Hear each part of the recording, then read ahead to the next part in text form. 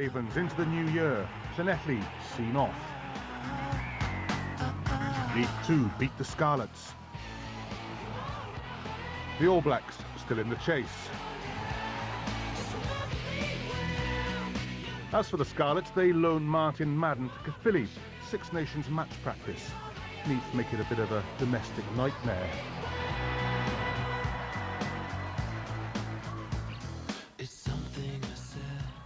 Newport in third place may go on to lose a cup final to Llanelli, but in the league it's a different story.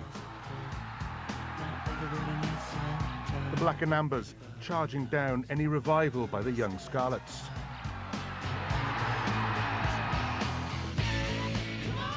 Back at the top, Bridgend wait for their chance and then run away with it against Swansea.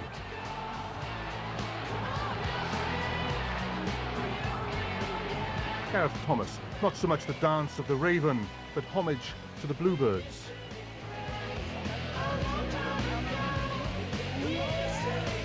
And just to make it 11 out of 11, Bridgend overrun their partners-to-be. The Ravens getting used to dishing out pain in the house of that name.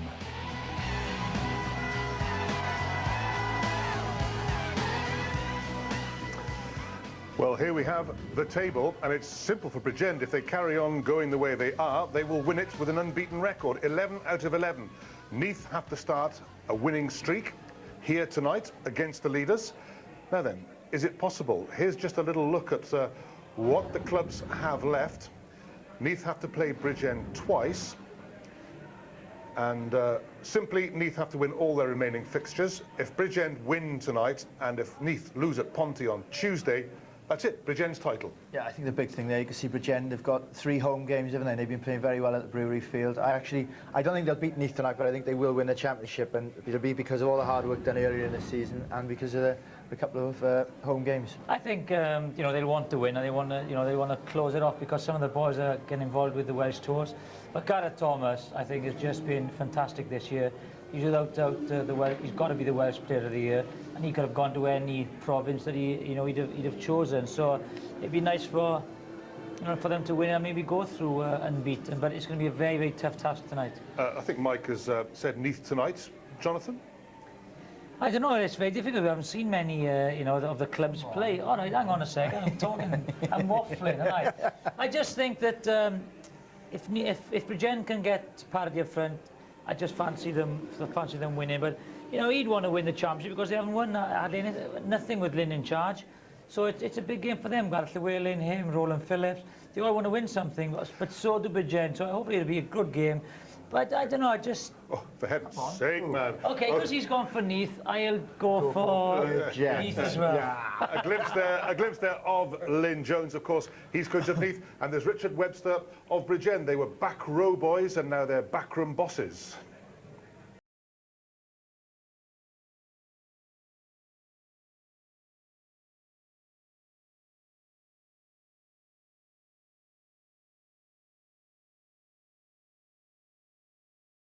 He seemed quite happy to go back to the building site and run his building company. I mean, do you think that's a talent that's being lost to Welsh rugby at the top level?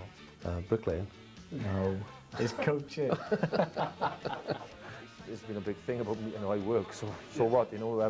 Some people play golf, a lot of people play video machines, and a lot of people go home and play with other things. But I go home and I work. It's not an issue with me. I've been a rugby professional for 10 years, and I've built houses for 10 years. I'm on my 4th house now that I've built. So, we all have different things in life, and I'm dull enough that I enjoy working. I don't think Rich has got an ego like a lot of people has. He's achieved everything in that rugby union can offer him, so he's pretty relaxed about rugby union, no doubt, and a fella of his capabilities will come through eventually. He fetches a little bit of humour to the game, bit of enjoyment, and hopefully I try to, I wouldn't say try to emulate Lynn, but if you look stressed, the player's going to start looking stressed, and I try to fetch a lot of joking into what I do, and a lot of enjoyment, and then they don't go purple and in the face, do they?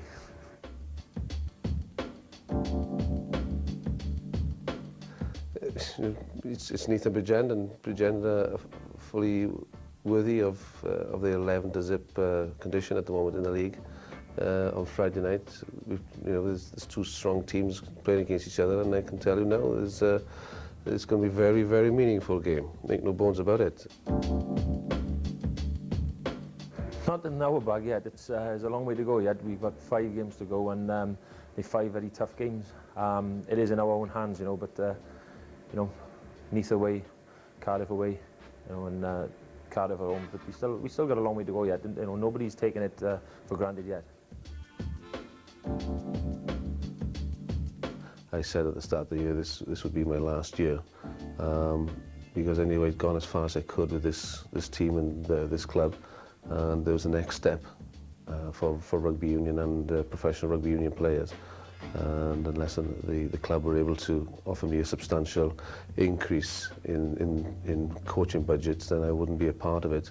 I knew full well that they wouldn't be able to do that. So it was the next step for me, really, either to step out of the game or to move onwards. I'd like to be involved in one of the provincial sides. My biggest thing is I don't want to be a spare one at a wedding. I would really like a role. I don't want to be seen to be out of place. And I got a couple of options which I'm looking at the moment, and be making a decision soon. You've got to take your hat off to Bridgend. They keep on winning, and they're producing performances, and it's nice to see. I'm very pleased for them. Lynn Jones, who will be head coach of the Neath Swansea province. Richard Webster, Mike, without a job. Yeah, and I think that's a shame. I mean, he's a character. You get with Webb. He always gives 150%, whether he's playing or he's coaching. And I think what he has done, he's brought a hard edge to Bridgend. I mean, they've got the best defensive record in the league, and a lot of that is down to him. And I think that shame for him that he hasn't picked up a job. Lynn Jones, Jonathan? Yeah, Lynn, he was a tremendous footballer when he played, and I think he's brought that imagination to his coaching, and he'll be looking forward to the regional setup, because you've got a lot to offer. But as Mike said, Richard Webster, hopefully there'll be some place for him as well, because they've both got a lot to offer the game. Okay, plenty of characters in the background, plenty of stars on the field still, and here to go through them, Stuart. Yeah, thanks very much, Ed. Well, it's potentially a title decider, and it's a game really full of end-of-season contrasts. Neath haven't played a game for nearly 3 weeks. Bridgend, on the other hand, play their 3rd game in a week. Neath pretty much at full strength, Bridgend decimated by injury. Indeed, such is the extent of their injury list that 2 under-21 players, Anthony Carter and Matthew Owen, they take position on the wings for Bridgend. And indeed, it's Matthew Owen playing his 1st game for the club. Good news elsewhere for them, though. Celo Martins and Gareth Williams returned from injury, and if they need inspiration, well, Gareth Thomas is playing his last game in the centre and as skipper before committing to preparations with the Wales squad, as indeed is Gareth Llewellyn with Neath. Elsewhere for Neath, well, Sinkinson and Howell Jenkins, they returned to the back row after lengthy layoffs through injury. And well, Adam Jones, you've mentioned that he's been selected for the Wales squad down under, and he's beginning life as a squaddie and hasn't stopped smiling since he arrived in the ground. He joins a very strong-looking Neath pack, and for me, Ed, it's looking like a Neath win. Much more clearly put than Jonathan's prediction, by the way, Stuart. Thank you very much. OK, Mike, the Bridgend three-quarter line been pretty deadly so far. Yeah, they have. I think there's a couple of youngsters in there tonight, though, and it's not such a balanced look to it. But if we look at the back three, there's 2 under-21 players. Oh, actually, we got the Neath side first, yeah. Durston fullback. Story and Twetty, very strong midfield for Neath. Halfbacks experience. Now, I don't know whether these two lads know whether they got contracts or not for next year, so they'll be putting all the effort in. There is the Neath back row, Hal Jenkins alongside Brett Sinkinson and Steve Tandy, who's been in good form this season. Gareth Llewellyn, perhaps the most experienced second row in the perhaps European game. Andy Newman alongside him. And up front, a lot of mobility, a lot of curls. Duncan Jones and Adam Jones, Barry Williams, the flyer at hooker. Sorry, Mike. Now we can have a look at the Bridgend. Yeah, I mean, look in the back three again. You look at these. Look out for the 2 under-21s on the wings here, Carter and Owen, and they're going to need colours experience there. Midfield, this is the boy. We all know about Gareth Thomas. Look out for this David Bishop lad. I think he's a real up-and-coming star. And then you would expect these half-backs, especially Martins, to really take on Neath, and he'll have to do that to give his backs a sort of the extra yard or two. And this perhaps is the surprise of the season, how Richard Webster has moulded this Bridgend pack into such a formidable unit. Sean van Rensburg, Mama Molitika, Corey Harrison. In the second row, Nathan Budgett filling in, really. He's more a back rower than a second row player. Mobility up front, Chris Horseman, Chris Loader, and Gareth Williams, the Welsh hooker, in the middle of the props. It is intriguing. Somehow Bridgend, you know, you talk about this being meaningless, but I don't know, you cannot run a rugby club like Bridgend are doing at the moment if you just think it's all a giveaway. They really have attacked this Premiership with venom. Yeah, well, if you're a group of players that you know yourself, you know, they've worked very hard from almost a year ago now through pre-season. They will have set their goals to win something, and they're on the cusp of it. And it's not going to matter to them at all what's happening next year. You know, to win some silverware is very important to them, and to get a championship medal even more important. And Gareth Thomas will really be pushing them to try and let's get over that finishing line tonight, because he knows he's off with Wales then, and I think they'll miss him enormously. Yeah, he has been truly inspirational this season. Jonathan said might be the Welsh Player of the Year. I'm trying to think of any other candidates, but he would, I think he stands head and shoulders on his own. But I think the important thing is that this form for Bridgend is fantastic, because he's playing 13. Outside centre is his best position, and I just wish that Steve Hansen would play him there, because I think he would have a huge impact for Wales as well. Wonder why he doesn't. Is it perhaps he wants the reassurance on the wing? Yeah, I think he's got too many options as centre, isn't he, with, you know, Mark Taylor and Shanklin and all these boys, and because of Gareth Thomas's versatility, he ends up getting pushed out onto the wing. But I'm really looking forward to seeing Bridgend play tonight. They played attractive rugby with that mean defence that Webster's brought to them, but don't underestimate Lynn Jones. I mean, I think, you know, John mentioned it, he hasn't won anything, and, you know, that's important to him down here. I mean, he's going on to a regional job, and he'd like to have that title under his belt, I'm sure. Gareth Thomas, Alfie, about to lead his Bridgend side out. We can join the commentators. I wonder if Jonathan's there. Gareth Charles certainly is. Yeah, thanks, Ed. Yeah, he's fleet of foot as ever. He's made his way over the knoll ground that he was well used to as a player, Jonathan Davis. And Jonathan, as the boys are saying, yes, there's an end-of-season feel about it, but I was down in Llanelli on Tuesday night when Bridgend played, and it was anything but end-of-season. There was a lot happening there. And with Neath not having played for 3 weeks, they'll be coming out fired. Yeah, I actually came round the back to go on the pitch today, Gareth. It was, yeah, there's a lot to play for these two sides, because they're in the running for the championship. And as we mentioned throughout the programme, not many players have won the championship. We're going to say, look, you know, I did actually win one. So it's a big game. And, you know, it's a big game for Gareth Llewellyn as well. Last game. Yeah, it's all to play for. I'm really excited. I think it'll be a very high-quality game tonight. Looking forward to it. Big round of applause for Gareth Llewellyn. What a faithful servant he's been to Neath. Had his time up at Harlequins, but returned here, where he started his glory when his first cap for Wales back in '89 as a youngster, a 19-year-old from Neath. And now he's 75 caps down the road and leading his team out onto the knoll for the last time. What a great career he's had. And deserving that applause. Seen some of the greats alongside him during those times as well. And there will be a minute's silence before kick-off, and that's because of the death of the father of Adam Matthews, who's one of the hookers here in the Neath squad. And we will show our respects as well by joining the minute silence.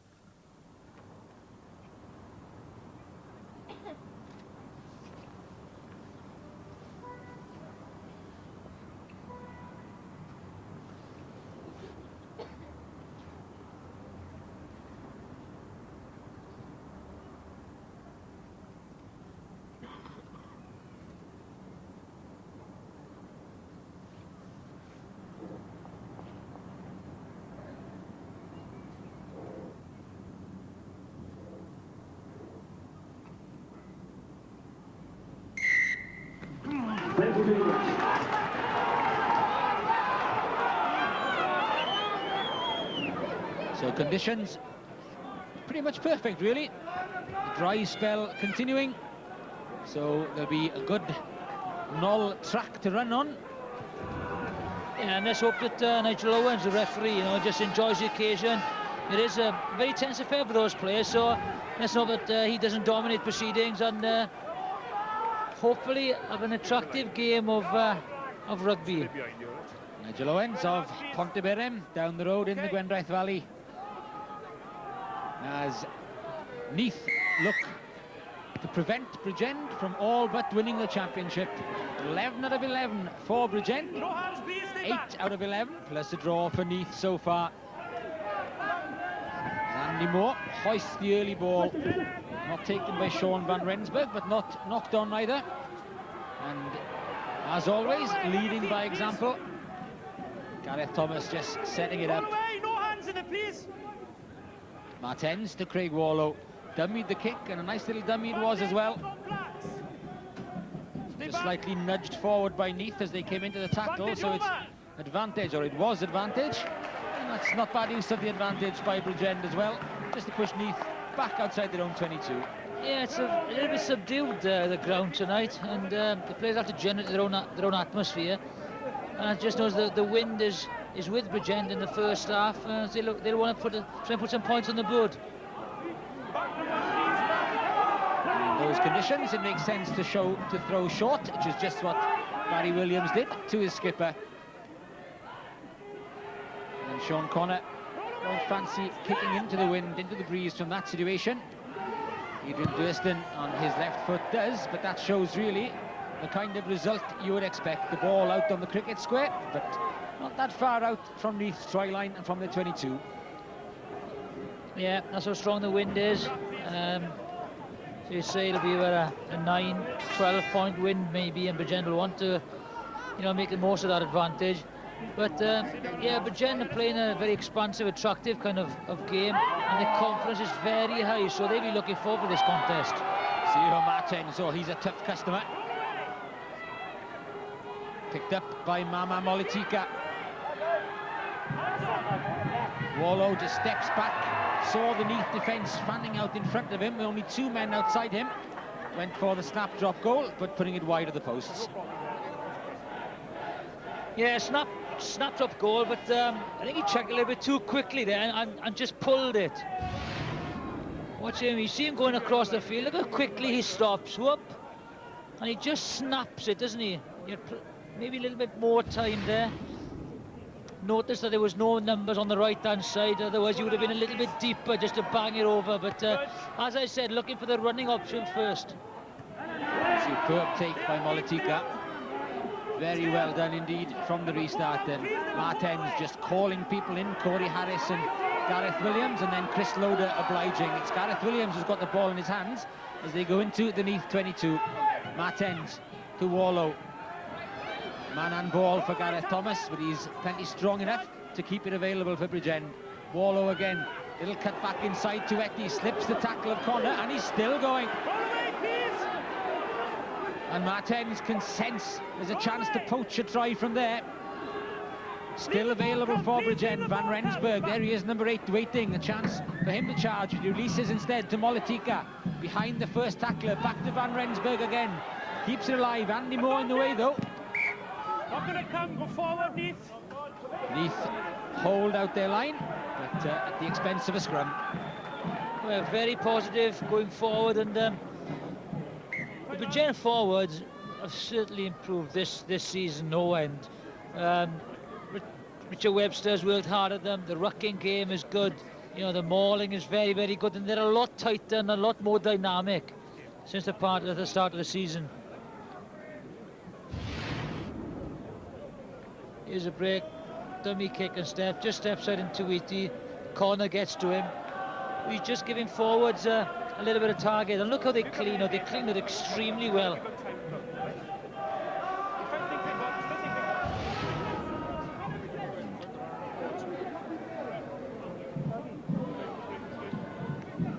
It's Neath outside half. Sean Connor, who's taking a bang on the nose in trying to prevent that Craig Warlow break, and indeed it's going to be a blood replacement. It is a nasty bang on the nose as well. Blood's coming on. Let him on. First go, let's get this taken up, please. So temporary replacement is young Matthew Jones. Wait for my engage. No, hold, please, hold. Not even under 21, plays for the Fira team. So the under 19s. Ball is gone. Not exactly brilliant control that time. It caught Martens unawares. with the Neath back row putting him under pressure, and a chance to clear from Kevin James. I think Martens will have a word with his back row about that one. Yeah, and Bridgend will have wanted to have put some points on the board with that intense pressure in the first 5 minutes.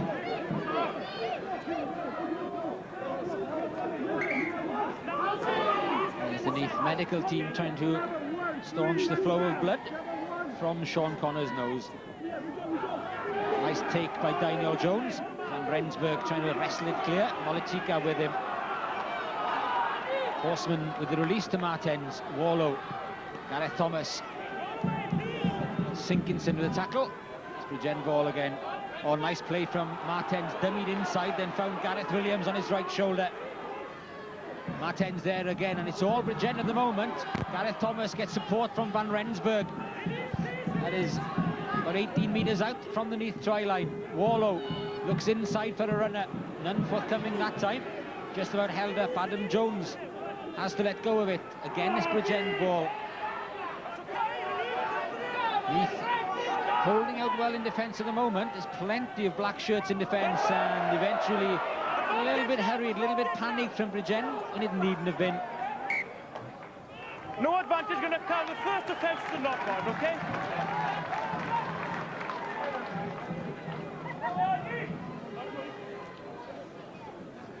Bridgend run out of options, but a little bit sooner than they wanted to, maybe. Yeah, I just think that the Neath defence are just coping very well. So what happens is they are going to get the ball very wide. The inside balls are coming in, but the Neath defence are very well organised. What they'll have to do maybe is the pick and drive or the inside ball of Martens. Hold, please. Crouch and get in line. Crouch and hold, engage. Keep square, please. Up, lads, please. Yeah. Nigel Owens not happy that the alignment is straight. Just keep it square till the ball comes in, and then we'll have the drive square enough, please. Just wants it squared up. Down they go again. Okay, good. Free kick back. It's gone against the Bridgend front row. Durston with the pressure relief. Well fielded by Gareth Cull. And Rensburg had to take it behind him, but he slips the tackle easily. He looks for support as Barry Williams gets the tackle in. Throw it away, you roll the second time, number 8. And that's gone against Van Rensburg. And again, Bridgend will be disappointed, because they set up the position. Second roll on the floor is what cost Sean Van Rensburg the penalty. So all of the early pressure from Bridgend counts for nothing, and Neath get their first venture down into opposition territory as Sean Connor comes back on the field. Yeah, stop the blood, and I think it's just Loader is down in midfield there, in the middle of the Neath back line. He's in with the middle. And if Neath will try and make use of that one-man advantage up front. Back comes the ball to Connor. To Etty. Straight running. Good support from Sinkinson. And Connor, lovely hands from Durston. Andy Moore. Shane Williams for the corner. Across comes the defence. Just dropped by Kevin James, but went backwards, says the referee. So the pressure still very much on the Bridgend defence. Connor. Story. Advantage being played by Nigel Owen at the moment, and Neath still in possession. No advantage coming. It was Gareth Williams who was offside, and that's a very simple 3 points if Neath want it. And a bit more urgency about Neath's attacking than what we saw from Bridgend. Yeah, very direct. You know, just went straight down the middle to Etty, and then getting forwards involved. A good sleight of hand, especially, you know, by Adrian Durston. If you watch it, it's number 2, it's the third man out there from on the right-hand side, inside Gareth Thomas, who's offside, and they would just stick this over. And that's the discipline of the Neath defence in the first 5 minutes of the game. They just stood back, confidence in the defence, didn't stray offside, just Bridgend a little bit too eager.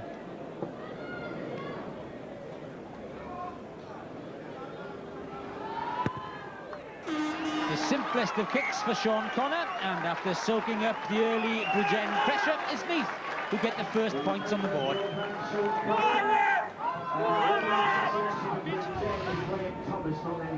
There we are, straight in the middle between Corey Harris and Gareth Thomas. Slightly high, but good sleight of hand here, and they do release Shane Williams on the wing there.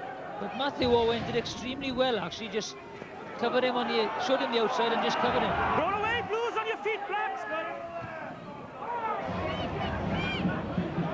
Cull waiting for that one, looking for the far corner. Durston, former Bridgend player, of course, Adrian Durston. Martens with Klein, who's inside the 22, but Nigel Owen doesn't agree. He said he was outside and stepped back in. You were close, but take him back, okay? And the touch judge and referee in unison. Colin Saunders there, the touch judge. They both agreed Martens was outside. There's a pass, yeah. He left the field of play outside the 22, and when he received it, he was inside. Good gaps. Stay down, please. Up clean, okay? He's clearly inside when he kicks it, but he wasn't when he caught it. No hands, please, no hands. Andy Moore to Sean Connor. Oh, superb pass to Durston. Back to Kevin James inside. And the support there from Tuetti and Sinkinson. But didn't get the release going, and Bridgend stole it on the floor. It was a great defensive tackle by Gareth Thomas, and that's allowed Bridgend to clear the lines. It was a very impressive looking attack again from Neath. Big dummy from Durston. That was very, very good play by Gareth Thomas. Very dangerous. Just covered the attack. He does so much work, you know, he scores a lot of tries for club and country, but it's a lot of the dirty work that he does. He just clears, makes a lot of tackles. There's the tackle first. Well, if that offload goes off, it's a try for Connor. Gets up on his feet, steals the ball, and now they're in the Neath half. Excellent work indeed by the Bridgend captain. He's had a brilliant season, absolutely brilliant, for both club and country. His work rate is terrific. I think he's a very fit. He's an athlete.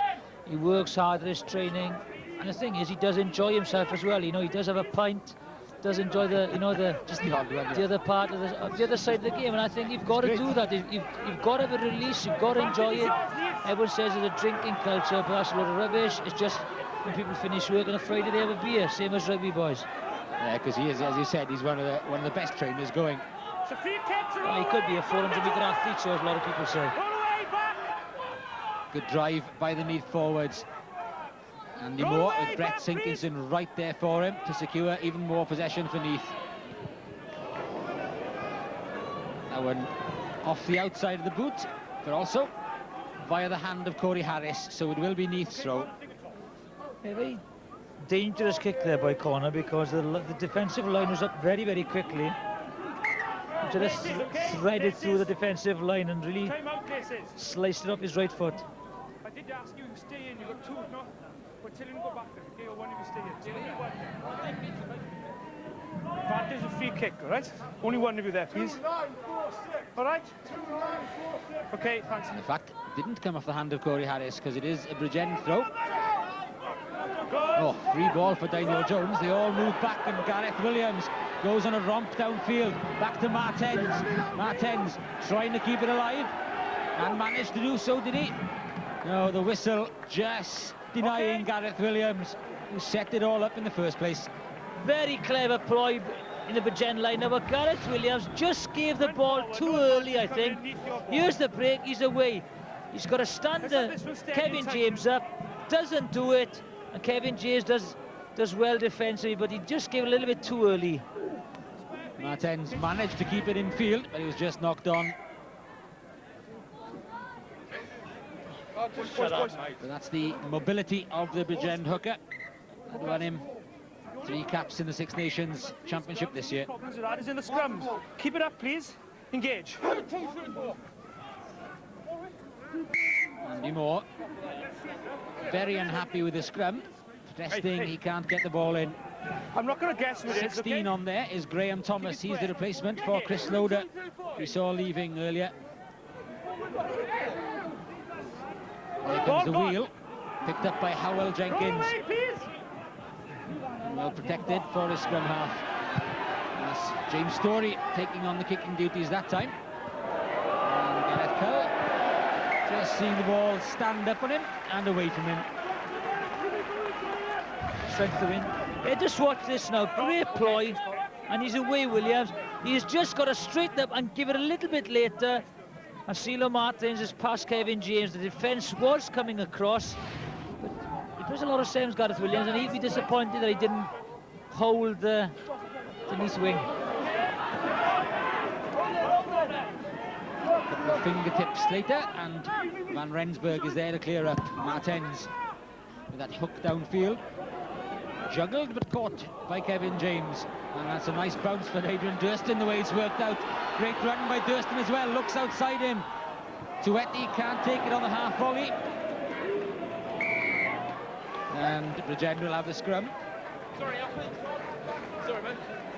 First events the knock on. And a word of apology from Tuetti. Yeah, lovely break by Durston.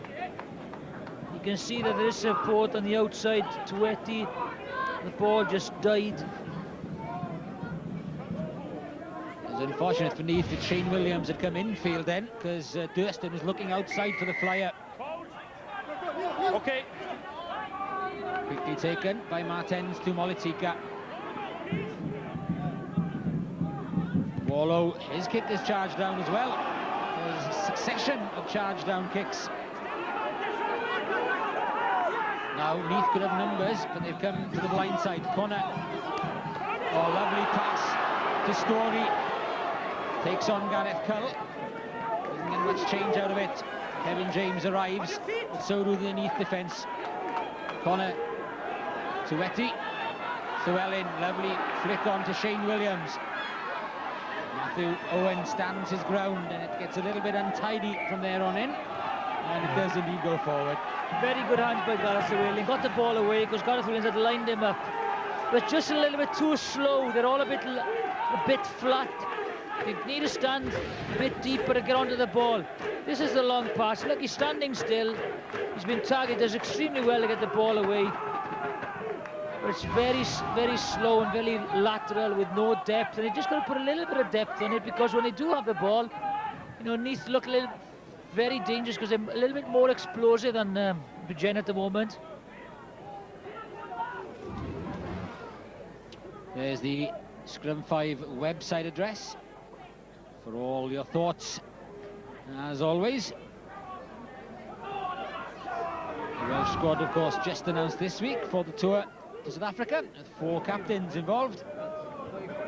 That's a little bit different, to say the least. Press conference will be long, won't it?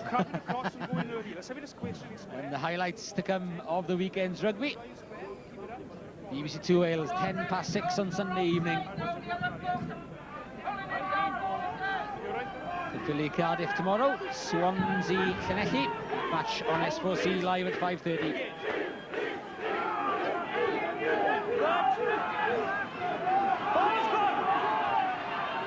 Rensburg with a picket, but nowhere really to go from the blind side as the pressure came on from the Neath pack. Quickly taken as well. Tuetti. Kevin James back on the inside track. There are gaps there. Lovely pass on from Story to Durston. Tuetti back again to Andy Moore, to Adrian Durston. Almost there is Sean Connor, helped over the try line. Yes, say the fans. The referee crouches and has a look and says no, he can't see from there. Well, that would have been an absolutely brilliant try. So many scissors moves there. That was magnificent. Off the ball running. Is this a try? He goes to the ground first of all, gets back on his feet. Durston goes in. From that angle, it's a try. It's very difficult to say, but he was very late. It was a superb move, getting rid of the ball before the tackle every time, and the angles they were coming from were terrific. Here comes the drive from the Neath 8. Ball controlled by Howell Jenkins. Goes for the blind side, tries to run through Anthony Carter. Good work by the winger. So Neath spread it this time. And it all comes to grief in midfield. Picked up by Owen, and then Cull, man in his way, so he couldn't get the boot in. Owen is back there. Well done, the young winger. Yeah, I think the two wingers did well then. First of all, Anthony Carter with a good tackle on Howell Jenkins, and then Matthew Owen. Here's the play. Great, quick hands by Connor. Lovely inside ball, Kevin James. Doesn't seem to think he can get all the way. There's Durson again, inside ball. There's Andy Moore supporting on the corner on the inside. Drives over, goes to ground. They pick him up. And from there, you've got to give benefit of the doubt to the attack inside, and I would have given that as a try. Yeah, it certainly looked like it from that angle. The way he was driven over, it didn't look as though there was a Bridgend player underneath him. Lovely break by Sean Connor. A Story on his shoulder. Story is hauled down just meters short. Sinkinson is there, Tanley is there, but it's been knocked on.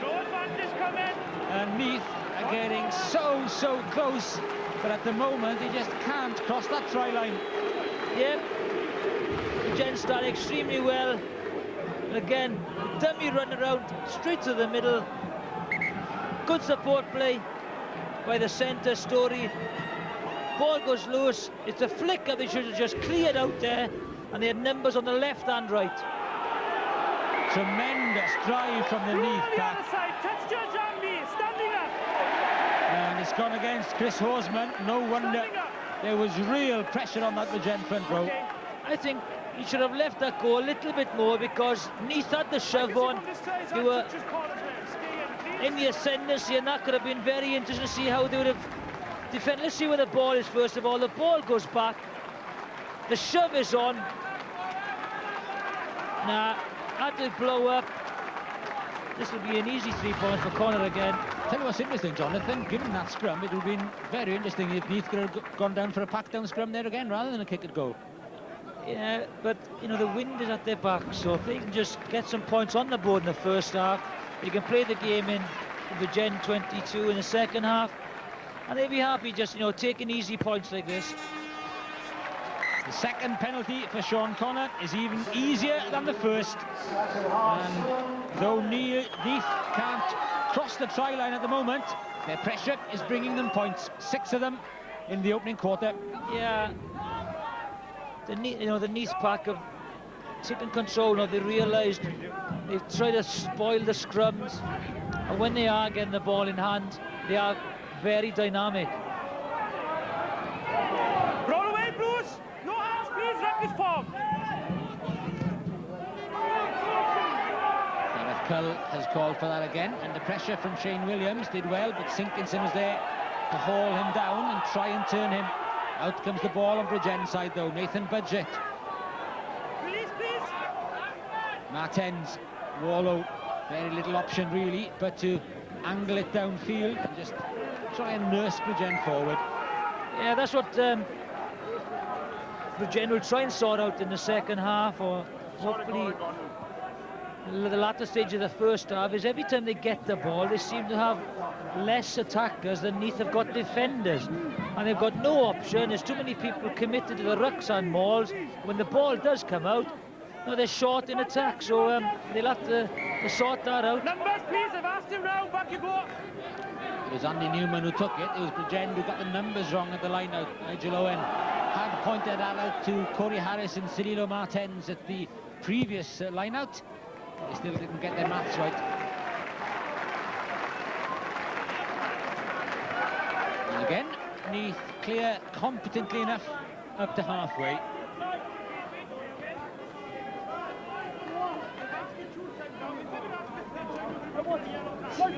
You were 2 scrum halves last time.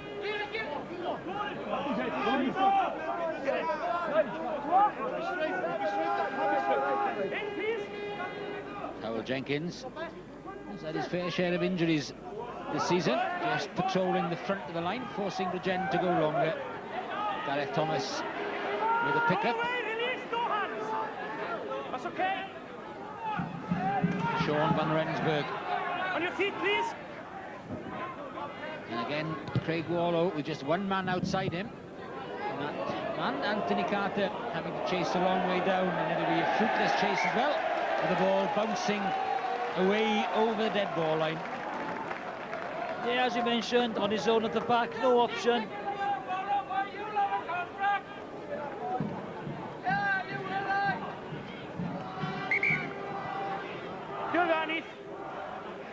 So 15 minutes left of the first half, and Bridgend, despite having the early pressure, have a blank screen to their name. No hike, please. No.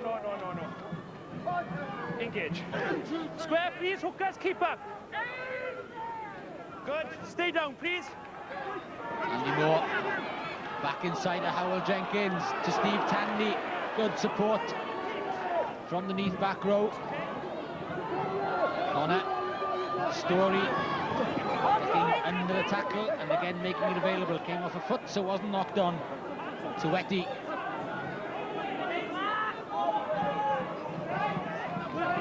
Again, Neath just try and tie up some defenders that time. They've packed the blind side. Jen's attackers out on the other side of the field, defenders rather, out on the other side of the field. Leave it now, leave it count form there, please. Very static, slow ball that time. Tueti, though, made good use of it. Bridgend, if you want. Not gonna come. Control was lost, okay? Knocked on, though, eventually, and that'll give Bridgend the chance to relieve the pressure. And we can join our touchline reporter. In fact, he's just alongside us up in the commentary point. Over to you, Stu.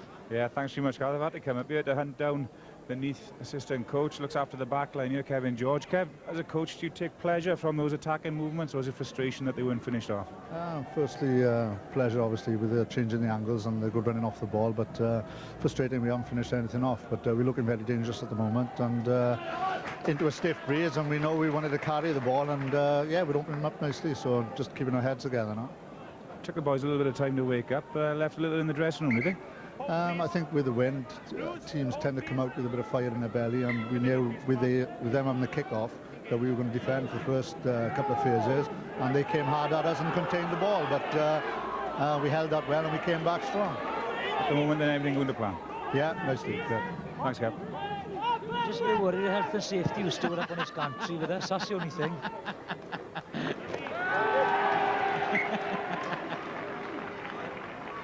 It's all right, Lynn Jones has gone down to make way for him, so we're all right. Just need another couple to go down, be all right then. Let's make an effort to get back a bit quicker, please, okay, a bit slow.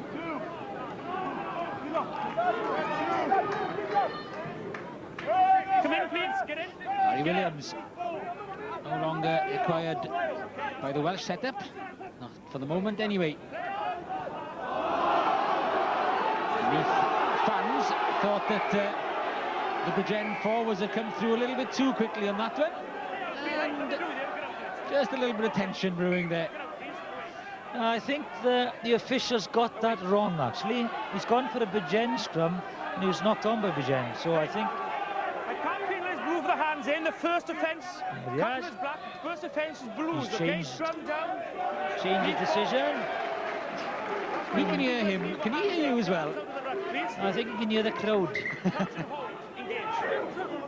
Hold, please, there. That's good. Okay, It's Peter Soroka, the touch judge, who is giving Nigel Owens a helping hand there along the way. Away. That time, it's the Neath front row who were penalised. That was you down, okay? The binding's over and keep up, please. Right. It's very interesting when they win the ascendancy in the scrums, and all of a sudden Duncan Jones slips the bind and takes it down. So maybe a lack of concentration on his part.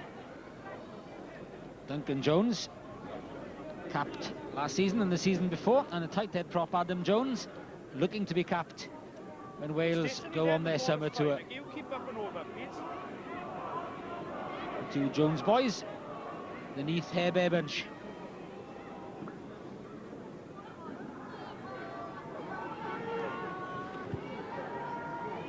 So Bridgend need to get points on the board.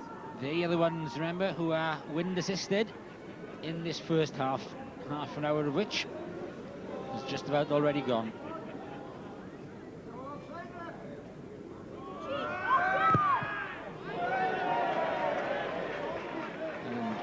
short and wide. Yeah, I think Gareth Cull, I thought the wind was stronger than that, but one guy it's nice to see back is Howard Jenkins. We've all been moaning about the lack of ball carriers in the West game, and now he started the season exceptionally well and got a really bad injury, and hopefully he can stay fit now for the end of this season or next year, because he's a tremendous ball carrier. A little bit of tennis, a little bit of head the ball as well before it went back into the hands of Sean van Rensburg. Wouldn't stick in the hands of Cirilo Martens.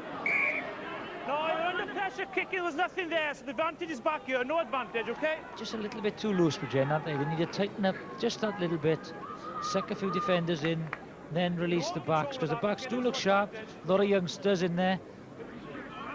Right, let's have these scrums tidy enough, please. Right, sir. Wait. I've asked you enough times now, engage. Keep at it. Neath have got the edge up front because they are that little bit more together. Stay back, leave the ball, get back, get behind it. Again, good control from the Neath pack. Durston flies through the gap, looking for Kevin James on the inside run. Howell Jenkins. There's the hard graft. Barry Williams does the same. And it would have come back into Neath hands, hadn't there been hands on it from Graham Thomas.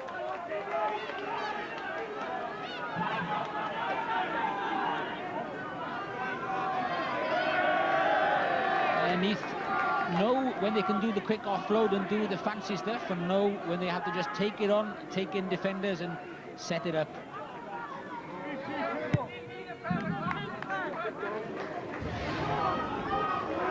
Yeah, first of all, Barry Williams takes it in. There's number 16. Let me go down there. Just gets a good shoe in, put it offside. Sinkinson with the clearing up work. Tuetti. Connor with that Bridgend defence a little bit too close to him that time. It's a bit of bagatelle out there. It's bounced back into the hands of Shane Williams. He's lost it in contact. Gareth Cull knew there was a big gap there. Back goes Kevin James. It's time just to let the bounce settle. That in the end will do for Bridgend, because they were under a little bit of pressure on their own 22. Yeah, because they need a few points on the board. That's it, because that's exactly what Neath will do in the second half. Have the Neath forwards taking slight control of this game. You know, they'll be quite happy with the scoreline. These are the two teams at the top of the table. Not a great representation to go on the summer tour. Your thoughts on that? And the way forward for Welsh Rugby is always on the Scrum 5 website. Roll away, please, release the ball. It's the Neath 22. It's Sean van Rensburg is halted from reaching. Martens to Warlow. Gareth Thomas finds Duncan Jones and Andy Moore waiting for him. Molatika. Van Rensburg.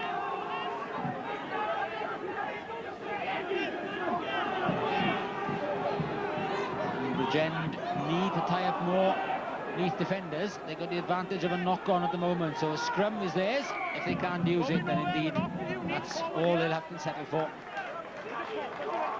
Again, the Bridgend, the Neath defence, absolutely solid. And not overextended either. No, they're totally in control of this. If you just watch it, look, there's the ball. Defenders there, just shoot there. Look at the defence. Everywhere, there's more black jerseys there than blue jerseys. And they're not gonna, you know, they're not gonna break down. They've got no numbers anywhere. They've got numbers on the left. They've got numbers on the right. It's gonna be very difficult for the halfbacks and inside centre, really, to break them down. And that means they've got to commit to the quicker ball, or they've got to pick up and drive down the middle to suck defenders in, because there's too many people being committed to rucks and mauls and not doing anything, and the Neath are just standing out and waiting for the ball to come out. Engage. Keep it up, please, keep it up. Play the ball. Ball gone. Martens tries to fend off Andy Moore. Walatika. Sinkinson again with a tackle, the second one in that little sequence. Wallow looks back inside, finds Anthony Carter coming off his wing. That's a little tap on the head for Duncan Jones. Leave it. And they'll have to be careful of the feet. Come here. No, you just came in high, you prevented a quick tap penalty. Go for 10, please. Wait. It's Howell Jenkins who's gone into the bin. I wonder what Neath will make of the previous incident. Yeah, he had a late tackle on Gareth Thomas first of all, then he stopped Celo Martens running the ball. So it's he's in the bin for 10 minutes.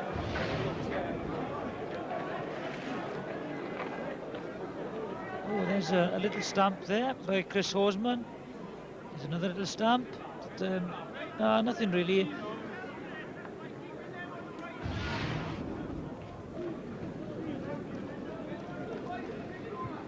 That wasn't the one the referee saw. The Howell Jenkins offence gives Gareth Cull the chance from much nearer the posts and gives Bridgend their first points of the evening. And it's taken them all of 36 minutes to get those points on the board. Here's Howell Jenkins. There's the quick tap, watch him. And there's high, not 10 yards. You could have picked a few up at infringes there. And he's in the bin. And this now is a crucial, maybe 5, maybe 7 minutes for Bridgend. They're an extra man. They've got a good attacking scrum because that man is in the bin, and they've got to try and make the most of it. Bridgend need to make it count in the remaining 3 minutes plus injury time of this first half. No, I've asked you to hold. The ball was in the scrum half's hands. Crouch and hold. Engage. Keep up, please. And Rensburg just moving one over, and the referee has had enough.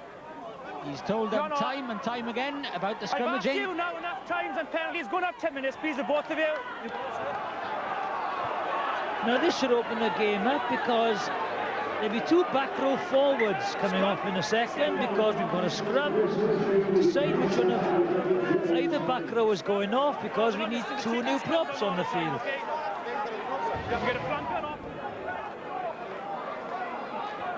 Down they go, and off they go. They're both messing about, and Nigel Owen said he doesn't want to guess which one is causing a problem, so you both can go. I'll tell you what's going to be interesting.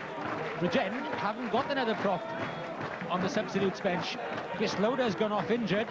You've got Ben Phillips, the hooker there. Well, this might be interesting because passive scrums might help Bridgend actually because they are under pressure in the scrums. He's having clarification now, he is. He's just seeking clarification. There we are. Let's get all the officials involved. Let's get the captain down there.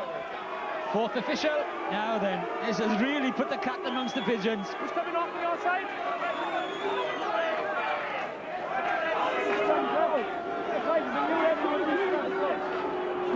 Well, really, I just don't... I can't understand this now. If there's going to be non-contestable scrums, why has he got to come off? You're coming on as a prop? Yeah. You're coming on as a prop. And you come prop? Front row player. Yeah. Are you happy to prop? Yeah, I'm happy. Got it? Is he happy to prop? I'm asking you. Yeah. Number 7, please. Number 7, yeah. Well, that's interesting.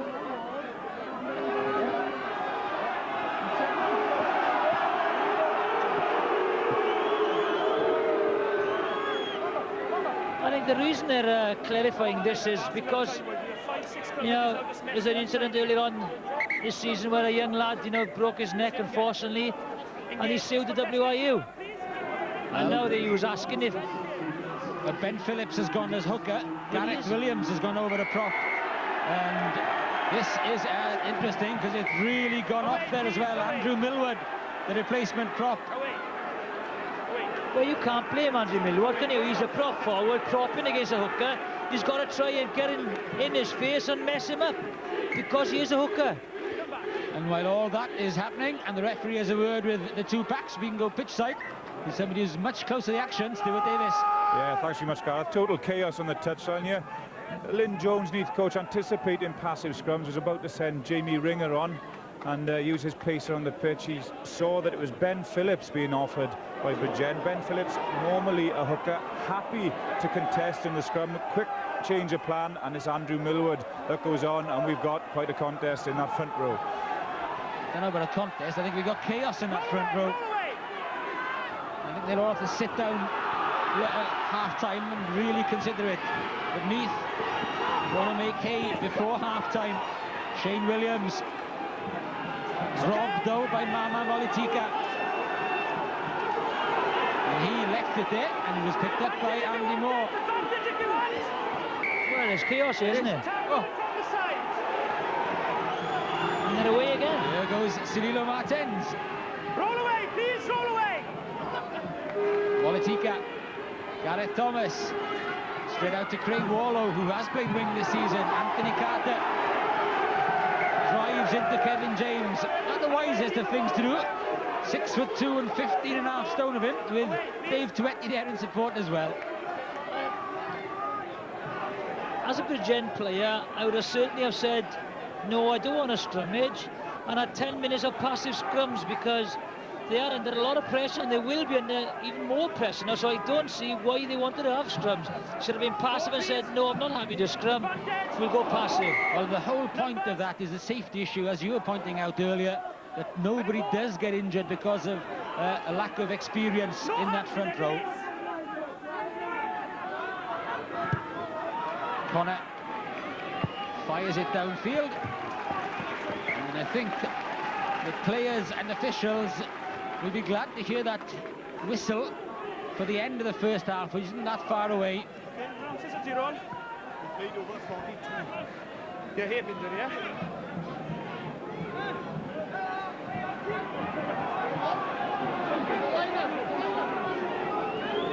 Carry on, lads. We're playing, lads. He looks slightly concerned, you know, they'll have a lot of work to do half-time. Sort this Bridgend side out, you know, they're still in the game, they still look very threatening, but they need to make sure that when they get possession, they've got to try and cut this Neath defence, because that's what they haven't done. That's the replacement prop, Graham Thomas, who's having a bit of treatment there.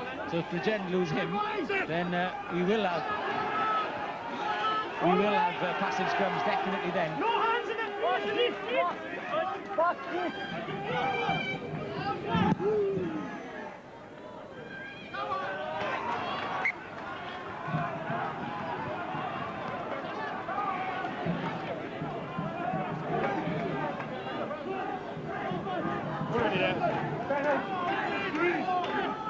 So, not much of this first half remaining.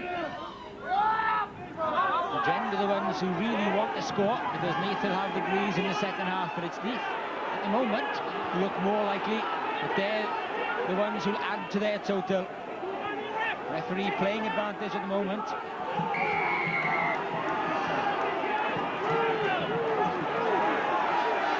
That was the offence, taking down from the line out, and Neath doubtless will go for goal, exactly what Sean Connor has indicated. Yeah, you know, last minute or so of the first half, got to go for goal.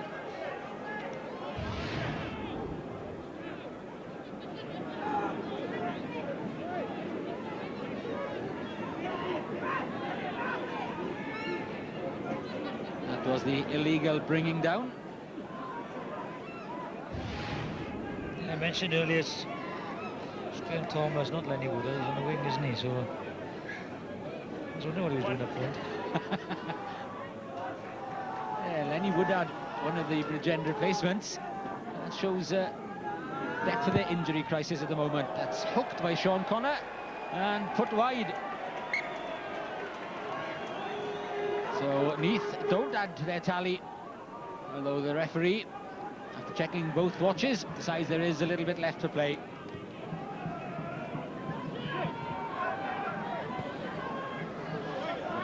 they need eyes everywhere these days, refs. Players behind them, and a watch on either arm as well. Come on, lads, please. This will go long, I'm sure.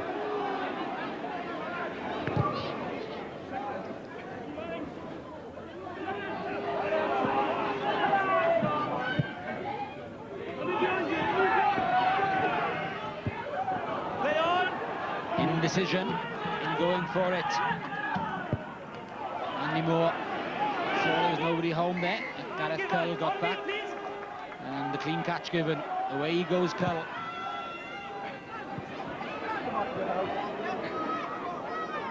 Sean Connor is the one back there. A little dink over the top. It's Anthony Carter who gets back on the bounce. He's very unlucky, Connor there. Lovely idea, the bounce just went against him. And Gareth Cull not really testing Neath with those crossfield kicks. He's not getting the width on them to draw Adrian Durston. Gareth Williams on his own, he needs support pretty quickly, and that has arrived.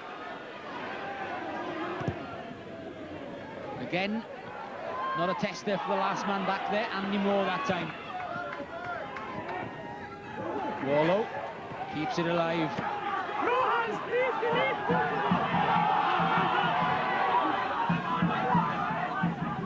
Martens at outside half. Cull in the centre to Gareth Thomas. David Bishop hasn't had too much ball in hand this evening.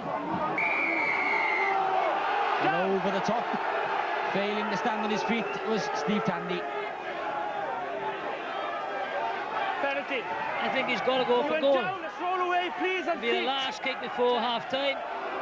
Might as well have another go for goal. The referee has told him that next time it goes dead, it will be the end of the first half. No wonder, really, because look at that clock, 7 minutes up of injury time. Good defence by Steve Tandy there. He's caught out wide number 7. Bishop tries to take him on the outside. He's pushed the defence very well.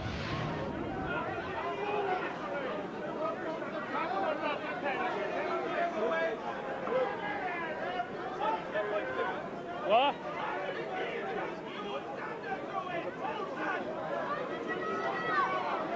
The first attempt from a fairly similar position left Gareth Cull wanting. This one more difficult. Yeah, I don't think he'll place this. He's just going to whack this, I think.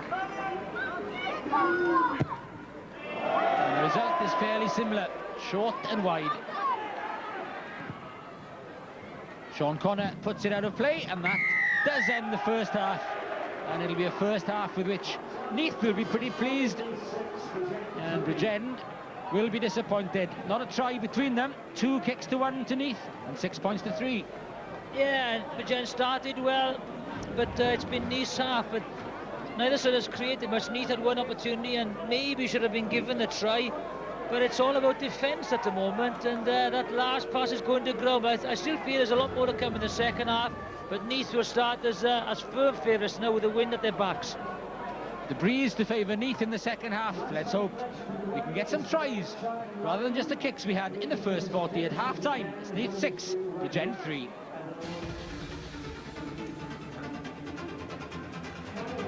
Well, it all started brightly enough. Sean Connor with the opening penalty for Neath after good pressure from Bridgend. And then we had some excellent passages of play by the home side into passing over the try line, but the referee couldn't see what had happened, so we were stuck with the kicking game. Neath building up that 6-3 lead, and then it all went yellow. First it was Howell Jenkins into the bin for 10 minutes, and then the props went off. Bridgend kicked the penalty of their own, 6 points to 3. There they are, Chris Horseman and Duncan Jones follow Howell Jenkins into the bin. Yeah, let's have a look at the match stats, if we can find them. Yeah, they're not there. Got a stat insight. See, it's that sort of first half. Actually, considering it was 47 minutes long and only 6-3, and considering it was pretty rubbishy at the end, Yeah, it wasn't a 6-3, was it? I think it was quite entertaining in sort of patches. By very words, yeah, Michael, yeah. it wasn't that bad. No, there was sort of, especially from Neath. I thought Neath sort of put some great sort of skills together. Lots of angles, early ball, support running. But I think they'll be disappointed. They're not sort of, you know, a bit more. I think they scored a perfectly good try. I think the referee should have given that. I know you disagreed with me, but I think that they scored. He got on his feet and he was over. Well, we'll have a look at that later. First, Stuart, he's found himself a couple of MDs. Yeah, thanks very much, Eddie. Two guys that have got to know each other pretty well through all the trials and tribulations throughout this season. In fact, I've had to stop them kissing and cuddling on the touchline, yeah? We've got Mike Cuddy of Neath, Leighton Samuel of Bridgend. Leighton, if I can come to you first. It was wondered whether this would be a meaningful contest. It's not touch rugby out there, is it? No, it's just pretty intense, it's pretty physical. It's our third away game in 7 days, and some of the players are tired. But yeah, they're putting up a good display, yeah. Mike Leighton's mentioned the players. I think that the players do deserve credit for the way they've retained their focus and commitment and produce a half like that with everything that's been going on in the game lately. Yeah, there's a lot of players. You've got to commend the players out there this evening. There's a lot of players out there who haven't been offered contracts next year, and you know, it doesn't show, you know, it just shows a lot of heart for those players, and you know, we've got to commend them for it.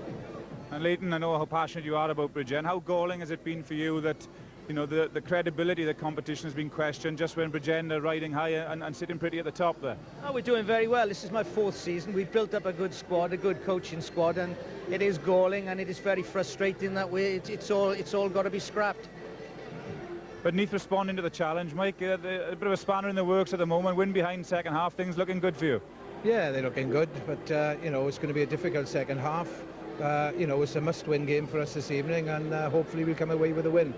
And what have you all made of the yellow cards and the fun and games in the front row there? What do you know about front row play, Leighton? Absolutely nothing, but it's very confusing. The players were confused, and, you know, to be honest, it spoilt the game for the last 10 minutes. Things could open up second half, though, Mike. Yeah, hope for rugby. Let's hope. Thanks very much, guys. Back to you, Ed. Well, we didn't think it was that bad. The owners did enjoy it, Mike. Here's our missing match stats. We can see Bridgend, you know, they're down 57% of territory, and they're up on the possession. Equal in opposition, 22. Ruck's Moore's not a lot there. Across the gain line, I mean, Neath, you can see more direct, 10 out of 13. Bridgend going across the field a bit, and 7 out of 15. I think that's something they want to put right. You know, they've got to be more direct. They've got to try and create space. And by going across the field there, you know, they're not getting any space out wide for the backs. There we have the stats, and now we have the half-time words. I think Neath will be pretty pleased with themselves. They will have the wind in their favour in the second half. There's Alan Lewis, not quite so content, it would appear, by what he's saying to his team. Yeah, I think he'll be saying to Bridgend, you know, we've got to be more direct. They have had quite a bit of ball there, especially that first 10, 15 minutes. They had opportunities and they didn't take them. And there was one opportunity especially for Gareth Williams. It was a lovely move off the front of the lineup by Bridgend. And if you watch Gareth Williams, I think he does everything right here, except that, look, he veers inside, he runs at the inside shoulder of the last defender to try and fix him. But Kevin James done well. But Gareth Williams, if that had been a centre, he probably would have just shown him the dummy, because he did turn his shoulder and he should have gone. Neath's chances. Well, this is just fantastic. I think angles, early ball. Look at this, Andy Moore there, and this is where I thought Neath actually scored. The ball's put back inside, he goes down, he gets back up, and that is a try. Just looking at the reaction of the Neath players, though, it's only Andy Moore. He gives a half-hearted effort to claim the try, but nobody else really goes up for it, and I think the players are the ultimate arbiters. They know. Well, there's no Bridgend bodies underneath him there, and there's two people, so I think... This is the James Story break, or not the James Story attempted finish. Yeah, now if you look at it from that angle, you think that perhaps Connor should have dummied there because Cull did move early, but when we see it from a different angle, and if you have a look at this, so this is what Silvio Martins did. Connor, lovely little show of the ball, just shows it there, he runs around. Watch Silvio Martins here, hand out to Cull, move out, I've got him, and you see he would have had him, so it was the right option by Connor, but James Story just couldn't get there, but that just needed a bit of control. As John had mentioned in commentary, clean it out, leave it for your scrum half, and then they had numbers on the right, so there would have been a try. That first move, the one that went over the line, it was scintillating stuff. Yeah, it was, and it did deserve the try. Yeah. Okay, now then, Neath with the win behind them, 3 points in front. I think they'll go on first 20 minutes, and they're really sort of, I think they're up in the scrums, they haven't taken their chances, they'll come out first 20 minutes, and I think that they will, you know, they'll put this game to bed. Bridgend just don't seem, I think what Leighton Samuel was saying. Third game. Yeah, third game. It's a bit tough. It's been very physical, and I'd expect them to run out of steam. As well as they sort of defended in that first half. You cannot keep defending like that. It just takes it out of you too much. Yes. Would you change anything? Would you say to Neath, you know, punish them up front and then go on these mazy interpassing moves? I think that I'd drag a few more scrums out of him and take it up the middle, and you know, and then try and sort of. I mean, we've seen Shane Williams with the ball in his hands a few times, but inevitably he's had 4 or 5 people around him. So you know, I think they need to be a bit more. Just carry on being direct. The tries will come. Well, I think one of the key Neath manoeuvres in the game, as Jonathan mentioned, was the fact that they held their line so well that Bridgend had plenty of the ball. Are you there, Jonathan? You know, you spotted, you did your sums and you counted that Bridgend had more defenders, Neath had more defenders than Bridgend had attackers. Yeah, if we watched Wasps and Pontypridd, you know, defensively, Wasps didn't commit many players to the Wrexham Moors, and Pontypridd found it difficult to break them down. And I think that that's what's happening today. Neath aren't committing many people, and Bridgend are. And I think what they've got to do is either pick up and drive to the centre of the Wrexham Moors, you know, and suck defenders in, because Craig Wallow and Gareth Thomas are really struggling. And I think Mike touched on it. Neath will keep it tight now. Neath have made 11 handling errors in the first half, and they cut them down. You know, they're going to get results from it. So it's going to be very interesting to see how Bridgend come out in the second half, because we all know how and where Neath are going to play this game. I think Mike also spotted the specific defensive role that Steve Tandy's had. Yeah, I've been impressed with him. I think he's done a big job for Neath, but I think what he's doing, he's defending one out. He's actually going up and he's hitting Gareth Thomas at inside centre. Ignoring Craig Wallow and going wider. And he's slipping one across, and they've recognised, obviously, that Gareth Thomas is a big danger man there. He does carry the ball up a lot, and Tandy is inevitably hanging on to him every time he gets the ball. So, again, clever thinking from Neath in you know, spotting the danger man and snuffing it out. But strangely enough, Bridgend looked most threatening when actually Craig Wallow spotted that himself and went for the break. But inevitably what happens is Gareth Thomas is their big ball carrier. He takes it up. Then the gap is there for Wallow, but then he hasn't got Gareth Thomas to offload to. So it's a chicken and egg thing. That's why Llanelli, when they use Finau very well from the wing, still means you've got both centres there to sort of to play with. Leighton Samuel seems pretty contented with his team's lot. They are still riding high, but it looks as if, well, they could be staring at their first defeat in the Welsh Premiership. Who can tell as it starts to go a bit dark here at the Knoll? Now then, Mike, one last thought. Who did you go for? You went for... Well, I'm going to stick with Neath, and I actually think for the sake of the championship, it would be nice to see Neath win here tonight. Bridgend probably won't thank me for saying that. They'd like to get it wrapped up as soon as possible. But you know, if they do win, we've got another big game then down at the Brewery Field, which Neath will be to look forward to. And you know, we do need that. We do need to keep the season going. I don't think this game is going to remain triless. That's all I'll say. Back to Jonathan and Gareth. Thanks, Ed. The Bridgend, what are they, 14 are they? Yeah, so it's Neath down to 13 at the moment. So with just 27 players on the field, there should be 1 or 2 gaps appearing out there. So maybe 1 or 2 tries in the offing as well. And it'll be interesting to see how the scrums go in these opening stages in particular, and how Neath are going to try and dominate early doors. And Bridgend, Jonathan, will have to keep ball in hand second half, coming back into the wind. Sometimes, though, that improves the team when they know they've got to do that, and the pressure is on them to do it. It focuses the team a little bit more. Yeah, I think Bridgend know what they have to do now. I think Craig Wallow would have told the coaching staff, look, the ball is good, but we're not committing enough play, you know, defenders to the Wrexham Moors. So it is going to be difficult for Bridgend, but as you said, if they get ball, they have the capabilities to break this Neath defence down out wide. It's just a question of getting quick ball to them. No changes to the lineup of either side. As Neath take a 6-3 lead into the second half. 8 points the difference between the sides in the table before the start of this game. And a win for Bridgend tonight would mean they would need only 1 more point to become champions, or for Neath to drop a point in any of their 4 remaining games. But that is as a result of a Bridgend win tonight. A win for Neath, but keep it open. going into the final weeks of the season. Not a problem. Yeah, they all are trying to play down that 5 metre in the front of the line out. It's this side, boys. Okay. Stay. Steve Tandy hoisted high. Andrew Millward to Andrew Newman. Connor, again the cut-out pass, but an ill-directed cut-out pass that time. Again, it's those handling errors, isn't it, that are creeping up. And most of the handling errors have been in the Bridgend 22. They've sucked Gareth Thomas in with a peel ball. But again, they're shuffling across the field, and the Bridgend defence would have coped with that quite easily with the drift defence. Someone's got to cut the line as a dummy runner or as a ball carrier. Against the throw though, won by Gareth Llewellyn. So it'll give Neath another chance to attack. Yeah, loose pass. Drifted forward from Barry Williams and had Dave Tuetti stretching all the time for it.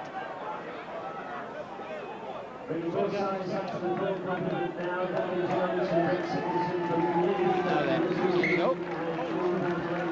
Back on come 8, 3, 1 and 6. So back to normal scrums for the time being. Okay. Focus, Mike Higher, please keep it up. Keep it up. Go on, keep it up. Play the ball. Play the ball. And Rensburg does well. Go to ground, hands away. Go to ground, hands away. Please, ball is there. Let it come. Let it come. That's good. Again, Neath though, don't commit too many. Oh, nice pass to put Gareth Thomas in space. Thomas beats another man and gets support from Anthony Carter. Good quick ball, Van Rensburg with the pickup. Tandy tries to drag him down. Howell Jenkins completes the tackle, but it's recycled by Bridgend. Loose passing again though. I know it's your shoulder, but he's accidentally in front, okay? All right? And that's disappointing for Bridgend, because it was a lovely break initially by Gareth Thomas. Lovely pass. He just pushed up a little bit too much. And then the winger's trying to get to him. I think it was Anthony Carter trying to get to Gareth Thomas, but just didn't get there quickly enough. The tackle was made by Durst. It was a lovely ball. Spotted the defence and moved up. Sean Connor, rather than trusting to the wind, just with a grubber kick downfield. The result is the same, forcing Gareth Cull to kick from his own 22. Straight to the wind, that's not a bad defensive kick from Cull.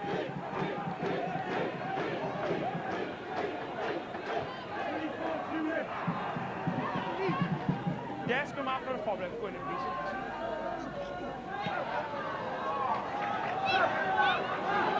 Roll away, Bruce! That's good. Connor, again, using the boot. It's a bit long. It's asking far too much of the chasing centres.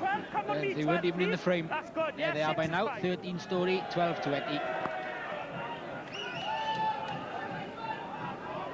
Just taken on the breeze, but Neath using sensible tactics, just keeping Bridgend pinned down in their own half, and if possible, in their own 22.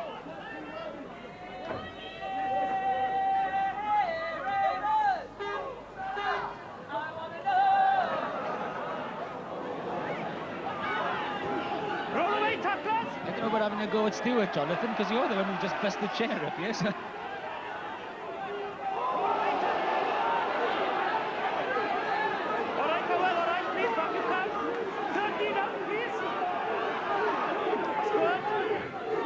Connor, Tuetti, Story tries to straighten things up, but once again, Gareth Thomas at the heart of it for Bridgend. And in defence or attack, he is the main man for Bridgend.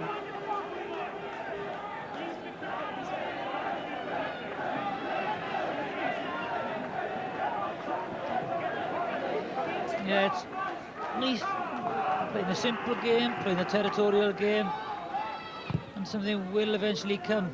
Bridgend have got to be a little bit more direct and a little bit tighter. That's all they've got to do. And as Mike said, if Tandy is going one out, well, Craig Waller's got to take the initiative and say, right, if you're going out on Gareth Thomas, I'm going to try and hunt for that gap on the inside shoulder. And he's the one who's got to try and break and use a dummy the blindside winger to hold the other back row off him. There's Tandy again on Gareth Thomas. Van Rensburg bursts through the midfield defence of Neath. Lovely run from David Bishop in support. Bishop for the try line. But he's just brought down inches short. Still there for Bridgend. They have men going left. They only needed to release it. But the try has come anyway and is claimed by Daniel Jones. I thought he'd taken the wrong option there because there was numbers on the left and right. If he hadn't have made it, it would have been... In fact, it's Chris Horsman. Chris Horsman. It's Chris Horsman, fresh from the bin. Justified a pick-up and go. Just what the game needed. There we are, missed tackle by Newman, and Rensburg is through. Good off the ball running by Bishop, and you think he's going to get there. Great tackle, Kevin James. He tries to reach. Horseman's at the back of that ruck. Watch him, he picks, he goes low, gets the arm over. Good try. Chris Horsman with his 6th of the season. He's in rare try-scoring form at the moment for Bridgend, the tight head prop. And what an important try that was for Bridgend. And the conversion from so near the posts was easy as well. And that puts Bridgend up to double figures. 10-6 to the visitors. Yeah, that'll give him a bit of impetus that they needed. What the Bridgend have got is they've got that winning habit at the moment, and they will just keep on trying because they've lost, you know, on how to lose a game. There's the missed tackle by Newman, a poor tackle by the second row. Good support play by Bishop, and he's away, and you think he's going to get there. Superb tackle by Kevin James. Don't panic, the ball comes back. There's Horseman, goes low and scores. Bindings up. Engage. Keep up, please.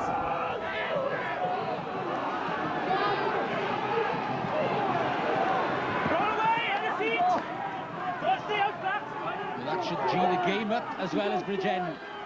Bishop with his angle set up that try in the first place. Good run it was. So in the first half he'd seen precious little of him, but he showed just what he can do, and he's there following up. Yeah, tails are up. Van Rensburg certainly having a good game with the ball in hand. Don't think you can do much about it, Deputy. Good kick, just holds it short, squashes the mic. A good field position.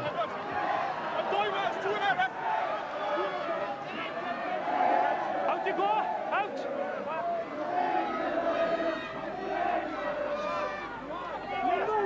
That's fine, numbers are fine, get it in, please get it in, numbers are fine. Budget with a take. Harris. Oh, what a tackle by Duncan Jones. Martens picks up, and Bridgend have really got a spring in their step at the moment. Politica with a run from the blind side wing. Martens, Warlow, Van Rensburg. It doesn't meet us from the Neath try line as Budget gains them another couple. Warlow, Bishop. Bishop is looking dangerous, but crossing. Gareth Thomas was coming back and being used as a shield. And there goes Steve Tandy away to Shane Williams. Just the gentlest of little side puts out from Gareth Cull. You'd like to see Shane Williams just keep hold of the ball and take him on. Plenty of space there for him. You know, there's a young kid marking him. Matthew Owen, you know, if you want to place back in the Welsh side, you've just got to try and take him on and show what you can do. Quick early ball like that from depth from the breakaway, and you would have thought he'd have a little dance, a little step, a little shimmy, anything. No, this is your. Here's the quick tap, Tandy's away. plenty of space. Look, he could go inside or out, but he takes the easy option and kicks. If he wants his place back in the Welsh squad, you know, he's got to try and make the most of those opportunities, because he doesn't get many. He has the ability, maybe because he isn't playing on with the confidence. He fell over, did he? Yeah, the referee hurt as well. Nigel Owen needing a little bit of ice on the knee.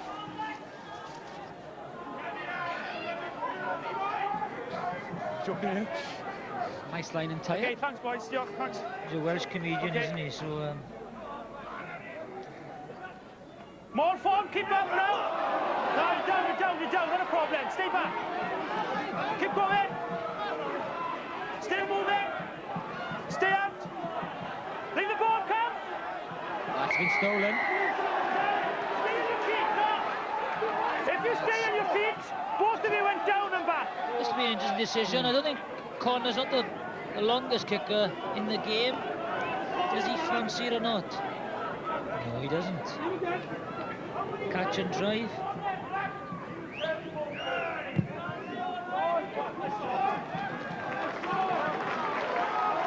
Good touch finder though from Sean Connor. If you stay on your feet and face on a problem, but you're going down, you're stopping the fair contest around. On your feet, the ball's there for you.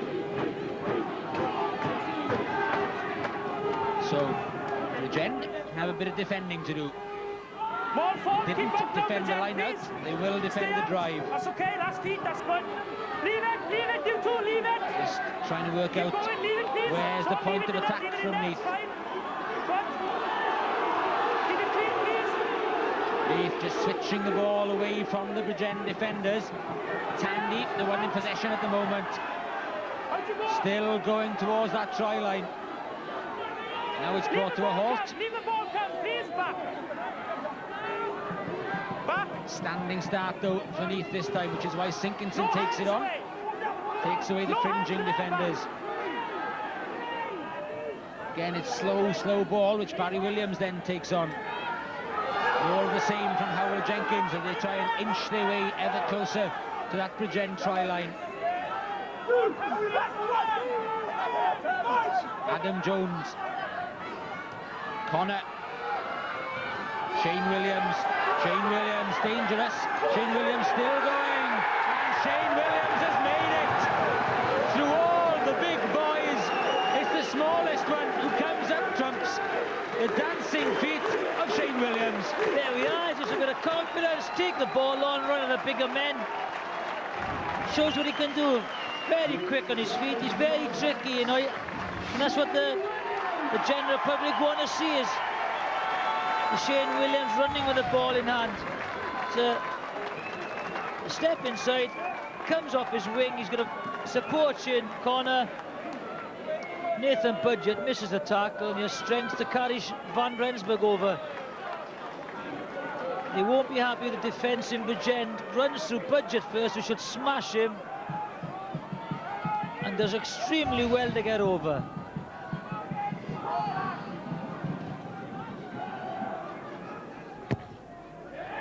Sean Connor with a conversion. That's very nicely struck indeed. And Neath restore their lead. And once again, Bridgend are chasing the game. Conversion by Sean Connor. And he, I dare say, will be interested with what's happening up at Eugene Cross Park, being a former Ebbw Vale player. And at half-time, Ebbw Vale leading Pontypridd by 17 points to 3. Who are at the bottom of the Premiership at the moment. After Caerphilly's win against Swansea in midweek. Going nowhere under pressure, no advantage, come back. Scourge of Welsh rugby isn't the restart. Again, everyone leaves it to Shane Connor. He knocks on, and they're under pressure straight away. Why doesn't someone just say, right, thank you very much, takes it? www.bbc.co.uk/scrum5 is the website address. Well controlled by Van Rensburg. It was in danger of flying out, but it left Cililo Martens little option, and it's been taken back by Neath.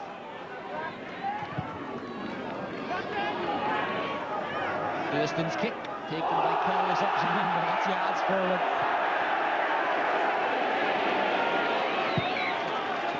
Well, that was a dreadful pass. I thought we were playing American football, and the quarterback.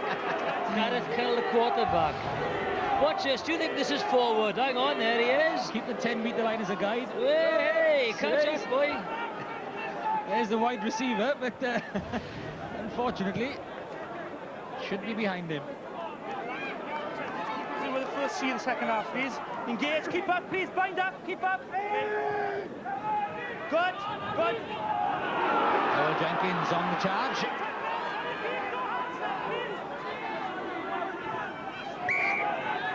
Nothing wrong with that.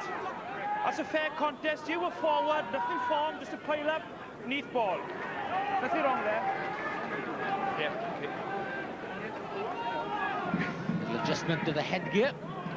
Keep with the back, won't get you, Howell Jenkins shows how effective he can be as a ball carrier.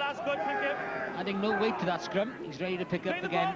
Play the ball, please, play the ball. Good. There he goes. And breaks the gain line by some distance. And wins the penalty for Neath, and Andy Moore knows he doesn't need to take it quickly that close to goal. Please, away you go.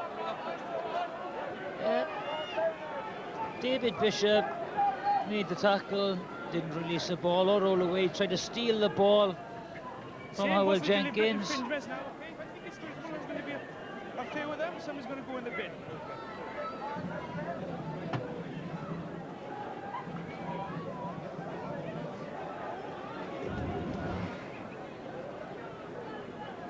Two penalties and the conversion. Those three successful kicks of Sean Connors. And with a breeze behind him, a matter of 32.5 metres shouldn't be too difficult for him. Indeed, it isn't. And that opens up a 6-point gap in Neath's favour. For the first time since the opening quarter.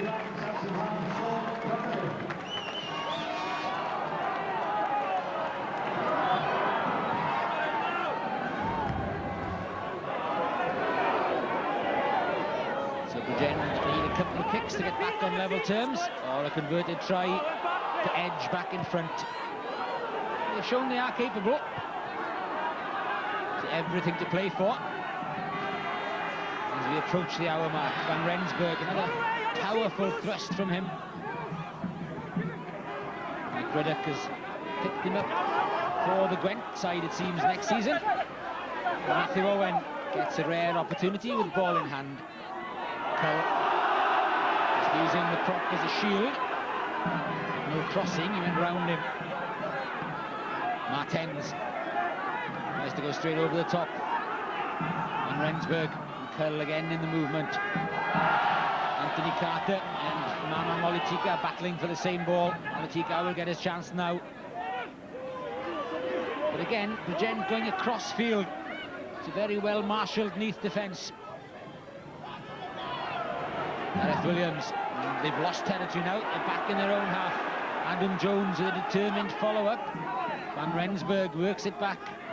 Warlow, they're forced to kick. Thurston comes up, fills the gap in no man's land. And the cavalry arrive, and it's turnover ball for Neath from Bridgend's possession. Owen takes on Shane Williams. Oof. Big hit by Howell Jenkins on Gareth Williams.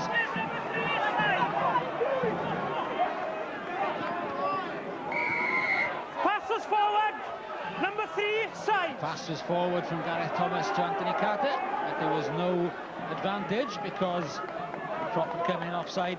Adam Jones. Yeah, plenty of possession. I just don't think there's a lot of penetration though.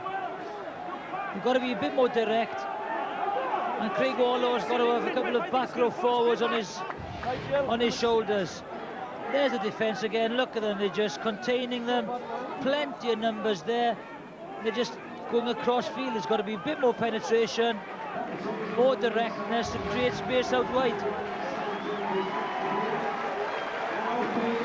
Andy Moore applauds the crowd as he leaves. He's been replaced by Patrick Hogan, and Alfie Mokilutu on in the back row for Brett Sinkinson.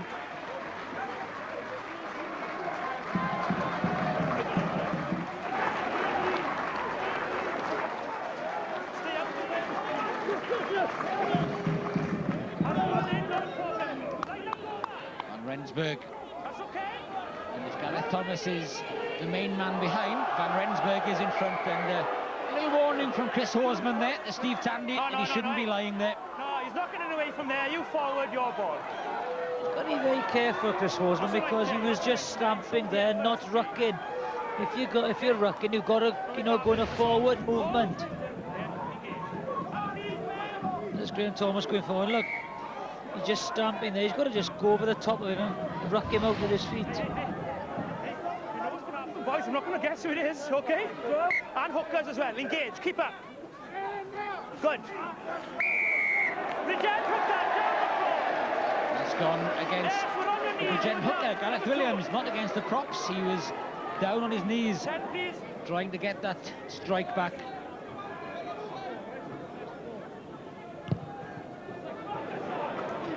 And the ball goes out of play with Neath back down in Bridgend's half. We can go back down pitch side to Stuart Davis. Yeah, thanks, Gareth. I'm alongside Richard Webster in the Bridgend dugout here. Maybe nice try, but since then it's been a bit of a battle. I think it's been a battle from the start. I think it's an outstanding game. Two sides going for something in the league, and is it? And that's a good move. That is. We told them about that. But we got to dig in from here now to try and secure at least a couple of points. Neath pressurised once again. Adam Jones is there. There's Duncan Jones' run from the line out. Let's set them up on Bridgend's try line. The ball is there. Taken on by Barry Williams. Gareth Llewellyn, the captain. Oh, that would have been a very, very popular try on his last home appearance for Neath. Very good tackle, though. Now, Xilo Martins is underneath him. And Daniel, I think it was Daniel Jones who made the tackle as well. But you can see the difference in directness, isn't it? They're straight down there, get field position, they try and attack. Lovely offload, and that's good tackle. Also, Mama Molatika was in there. Time out, lads. 21 gone. You can just sense it that when Neath get into this area, they are going to score, and that's the difference so far.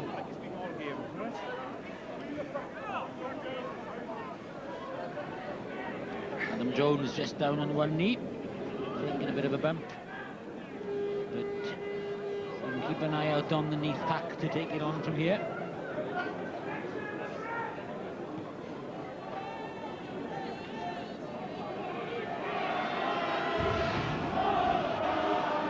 Now this is the try that separates them at the moment. Shane Williams had to go the long way round, but that tackling in the Bridgend defence, Nathan Budgetts in particular, will not please Richard Webster or Alan Lewis. So what have the Neath pack got up their sleeve this time? They're going for the drive initially. They're still going for the drive, but they've lost it. Somehow it works its way back into Gareth Williams' hands. He puts the youngster under pressure, and Matthew Owen responds well.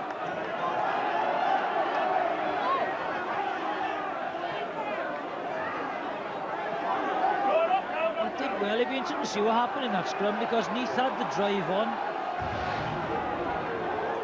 Here's the drive. Oh, it just comes off the knee of, I think it's Adam Jones. But they have the ball again, it comes off, oh sorry, it's Duncan Jones. Duncan knees it on again, so... Patrick Hogan straight out to Dave Tuetti. Takes on the Bridgend midfield. Hogan again, Mokilutu. The direct lines are running again from Neath. Back in the pocket is Sean Connor, but he's pulled it across the face. Yeah, just hooked it.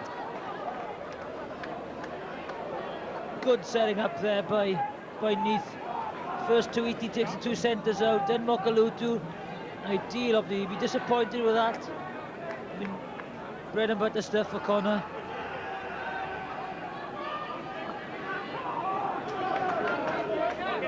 15 minutes left for play. Neath still 6 points ahead. Tapped by Howell Jenkins. Connor tried to place it, but got it completely wrong in the end. Straight at Anthony Carter. Not the two best kicks of Connor's career. So here we are, the loose kick. And not much really Anthony Carter can do with that, so just looks for a bit of ground.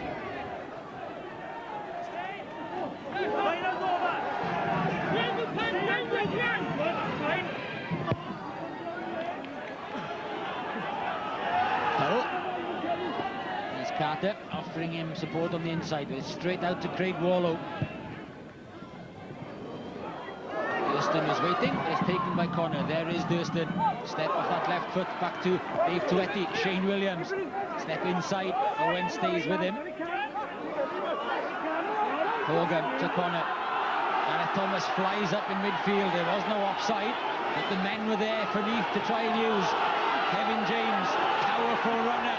Kevin James, bashes his way through Gareth Cull. And the ball is there for Neath again. Howell Jenkins to Patrick Hogan. James Story straight out to Dave Tuetti. Shane Williams, if he left it, Makalutu was waiting.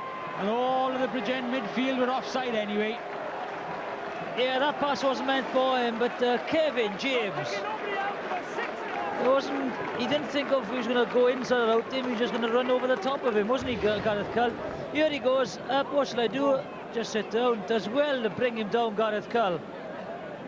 And then they had the overlap on the left-hand side. Good pass. Should have taken it. There's a 3-to-1 overlap. Should have scored, should have scored. Kevin James with the perfect execution of the old Maori sidestep. Deceptively quick, isn't he, Kevin James? For a big man, he is very quick.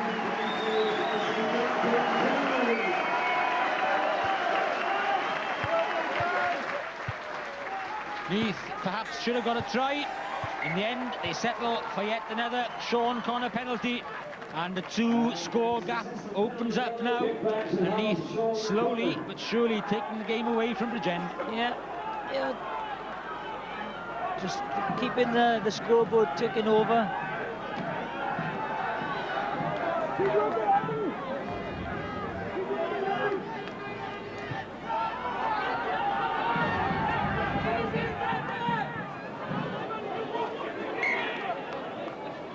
Went down, you were in front for that when I played it, okay? Accidental blue ball. Again, the retake, not taken.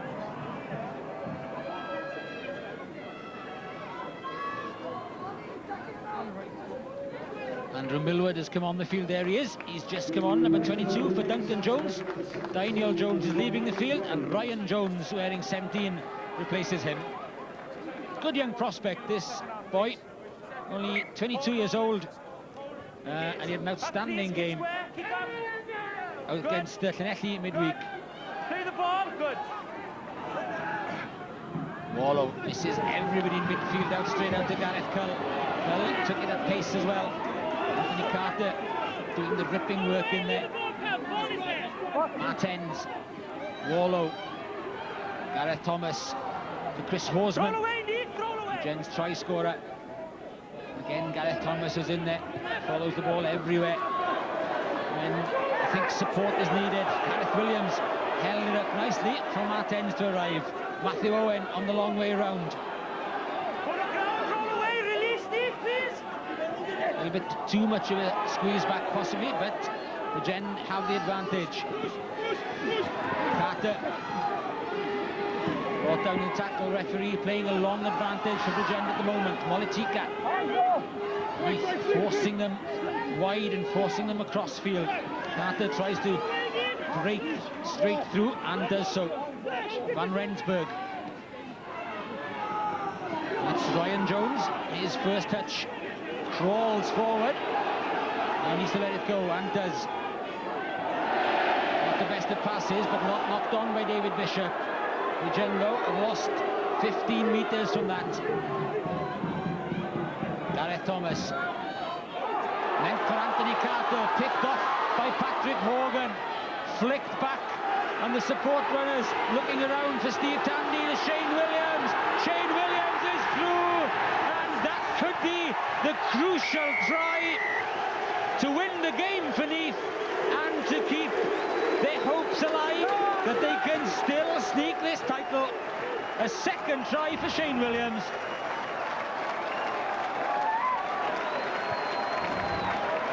Well, certainly stamped his authority in the match. Gareth Thomas gave the interception pass.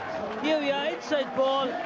Very similar to Shane Howarth in the final.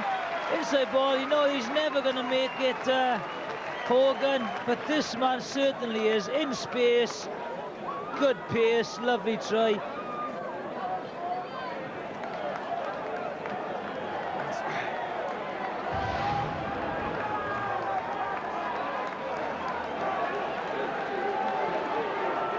That's a hammer blow for Bridgend, just as they were trying to get back on terms.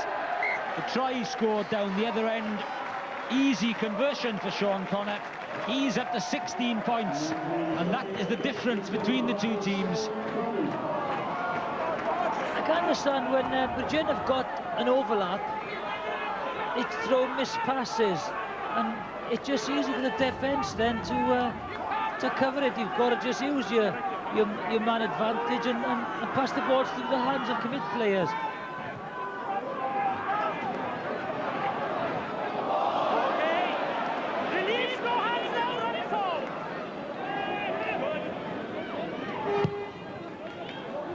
Distant. Just hopeful kick really, as is Gareth Curl, which is drifting towards the touchline. It bounces inside.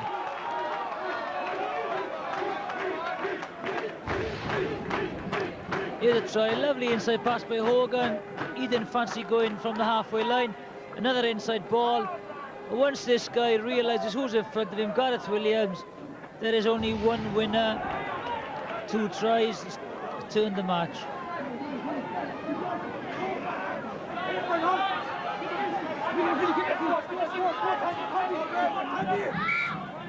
You broke away from your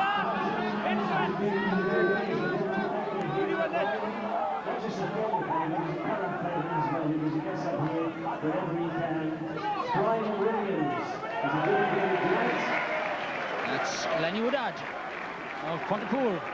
Yeah, now he's come on. I mean, I thought he was on earlier, he wasn't in, but you always have been before your time, John. Yeah. I think Lenny has got a Thomas going off, maybe saving him for other matches. Well, it's been a long, hard season for him. He shouldn't really have played Tuesday night. Alan Lewis was telling me earlier, the Bridgend coach, but he wanted to make the effort. And now he will join the Welsh squad in preparation for a summer tour in Australia and New Zealand. Well, Lenny Wood, you know, he's playing for Bridgend now. He's playing for Pontypool, and they're going for the First Division Championship. He's also playing for the new Bridgend Bulls Rugby League in the conference, so he'll have a few games. Scored a lot of tries for Pontypool lately, is Lenny. Oh, Curl is under pressure, and there is Lenny Woodard. His first job is a defensive one, which he accomplishes with some relish, and he'll take on people with ball in hand, that's for certain. Did very well then. Curl. Oh, and it's worked out so well for Anthony Carter. Carter trying to weave his way past, but Molitika is in support anyway. Molitika not crossing, and it's Gareth Williams for the corner. He can't make it either. And it looked for all the world like a try for Bridgend, but they just can't get over that try line. Carter. Cull.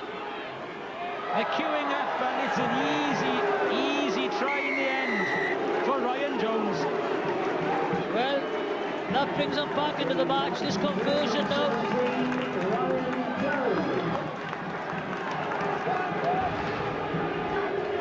Here we are, there's a lovely break first of all. It's Anthony Carter. Not sure what to do there, good support break from Molitika. If Tandy takes the man out, you think they'd wasted it here, but they just keep their patience, and this is the way to do it. Very simple, no missed passes. He tries to throw one there, and if he'd have thrown that one, there wouldn't have been an overlap. So it's a lovely angle by Ryan Jones. And now they're back in the match. 8 minutes to go. The conversion successful, so it'll make the last 8 minutes a bit more uncomfortable than Neath have bargained for. Second row, lurking with intent out wide.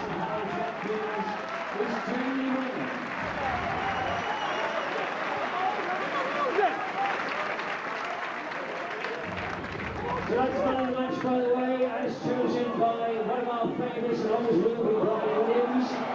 He's chosen wearing number 11. No hands, please! Hugh Harris, who's come on for the final 8 minutes. That's what the referee said, so it's 4 + 4 of injury. Unless there are more stoppages on the way, of course.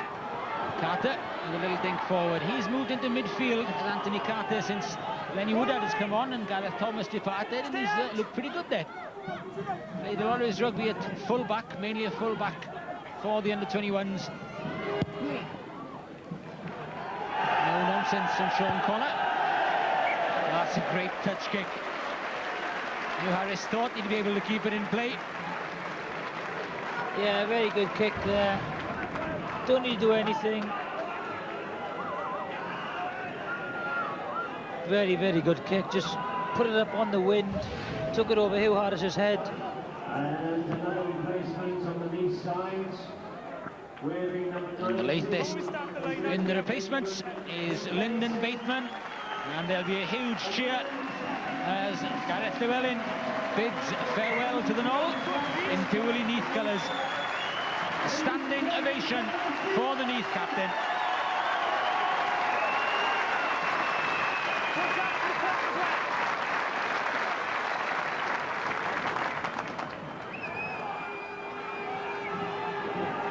Leave it come, Neath, leave it come, please, leave it come. No, I said leave it come. The ruck was formed round him. Neath unwilling to keep their hands off that one. Okay. Bridgend have to work their way downfield twice though. You've got a minute and a half plus 4 of stoppage time to do so.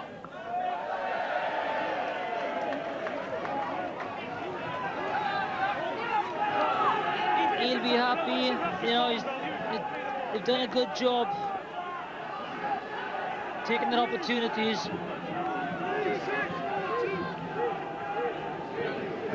This card has been a tremendous servant for Neath.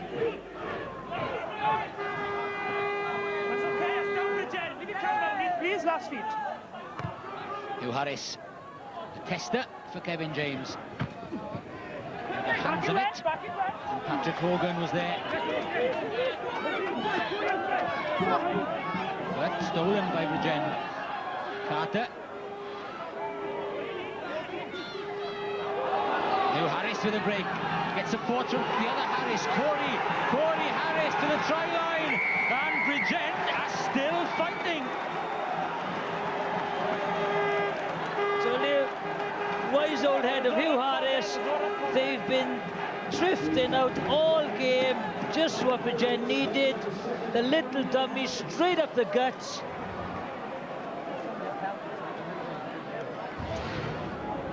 There's the finish. Gareth Cull puts the conversion over, and as the clock ticks towards 80 minutes, now Bridgend only need a kick in injury time to steal it. Here we are, there's Carter. Come on, goes to ground. Just watch Hugh Harris, they're all shuffling. There's a big hole there. Just waits. Corey Harris on his shoulder. Bateman can't make the tackle.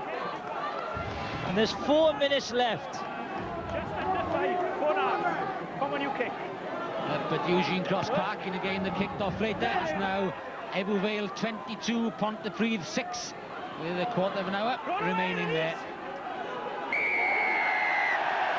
Delight from the Neath fans, because that penalty is the respite they wanted, and a chance to go for goal and maybe put the game beyond Bridgend for a second time. Let's get away. Well, he had a big game, Rendsburg, but you can see he's there. Tandy's over him. Didn't leave the ball go. Penalty.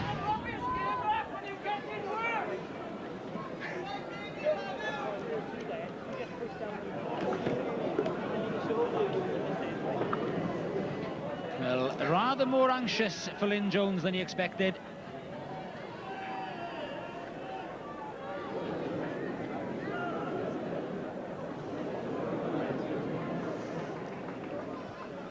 So this late on is an important kick for Sean Connor.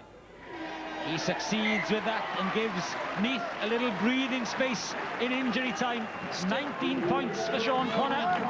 Neath 29, Bridgend 24. Still all to play for, isn't it? You know, one try, converted try, Kyle's a very confident goal kicker, and they've got 3 minutes left. So it's all out attack, you know, from Bridgend. Neath will want to play in the Bridgend 22. A try for a draw, a converted try for a win.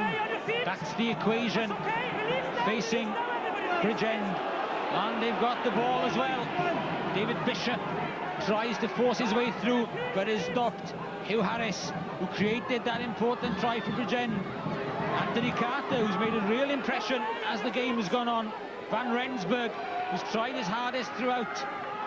Warlow, Cull needs support as 3 Neath men complete the tackle. Harris, Warlow, Craig Warlow, past the first line of defence, but the ball bounces off Patrick Hogan and Mama Molitika. Van Durston gives Shane Williams a chase. Gareth Williams is back there. And it's the hooker, the 7th player, who saves it for Bridgend that time. As Matthew Owen puts the kick in, and Sean Connor fumbles on halfway. And in his disgust and disappointment, just hoofs it downfield. Well, we're in the final minute, Jonathan, and you're the one who's picking man of the match out of this lot. Well, it's been very difficult. I think that Van Rensburg's had a big game. The youngsters in the Bridgend backline have had a good game. Also, you got Shane Williams with 2 tries, or Connor with a lot of 19 points. But I think the man of the match has got to go to Steve Tandy tonight. The number 7 from Neath. He's worked tirelessly. You know, he's cleaned a lot of ball up, just won the penalty that could win the game for Neath. But also, as Mike pointed out, he's kept Gareth Thomas extremely quiet in his half and his defensive qualities. So for the all-round performance, he's man of the match, Steve Tandy. And of course, had the crucial hand in that Shane Williams try as well, from the breakout of defence. Steve Tandy, he's had a great season, and another sterling performance from him. And there's a minute and a half left, so Nigel Owen says. 90 seconds for Bridgend then, to try and save this one and keep their 100% record. Draws enough for Bridgend, doesn't it? Please, the both of you. Okay? Now then, Gareth, that's messing you about, isn't it? No, technically not, because Neath could win it, and if Bridgend lost all their other games, they'd be short on points. So no, the draw won't be quite good enough for them. Although it would take a lot for Bridgend to lose all their remaining 4, with 3 of them at home. Away 10. Yes, you have. Yeah, they got time to go for the line out, so get field position first of all. Attempt it all of your feet, just straight over. And then go from the line out.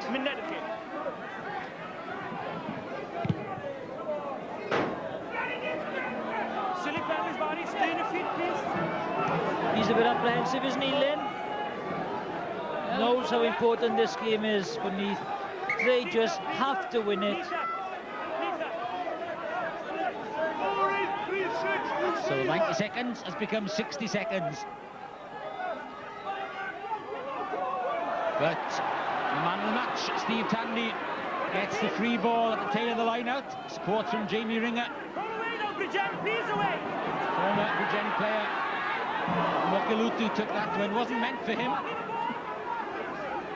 Neath happy just to see the seconds going, and Sean Connor knew there was an advantage coming and didn't want to waste it. That is it.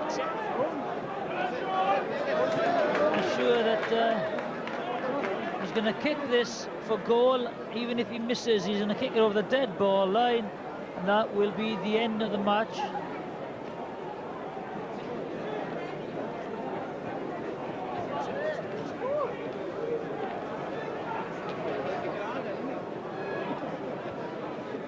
And the Neath fans have been made to wait a bit more than they wanted, but the smile is just beginning to appear on the face of Gareth Llewellyn. Not on that one, by Richard Webster. Now, he'd be disappointed, Richard, because they've had enough ball to win this game. Just haven't had that cutting edge to win the game. Sean Connor strikes it straight and true once again. It's been an excellent kicking performance by Sean Connor. It's been a very competent performance by Neath, and a good effort by Bridgend as well. Two pretty evenly matched teams. It could have gone either way, but in the end, Bridgend had just about enough up their sleeves. Bridgend's 100% record is gone. Neath had just enough in the tank, and it's Neath who keep the championship alive by beating Bridgend 32 points to 24. Yeah, deservedly so. I think, you know, they dominated the game, and more importantly, when they had opportunities, they did score, and that was the difference. They were more direct. Shane Williams had a big say in the second half, and he had two opportunities and scored twice.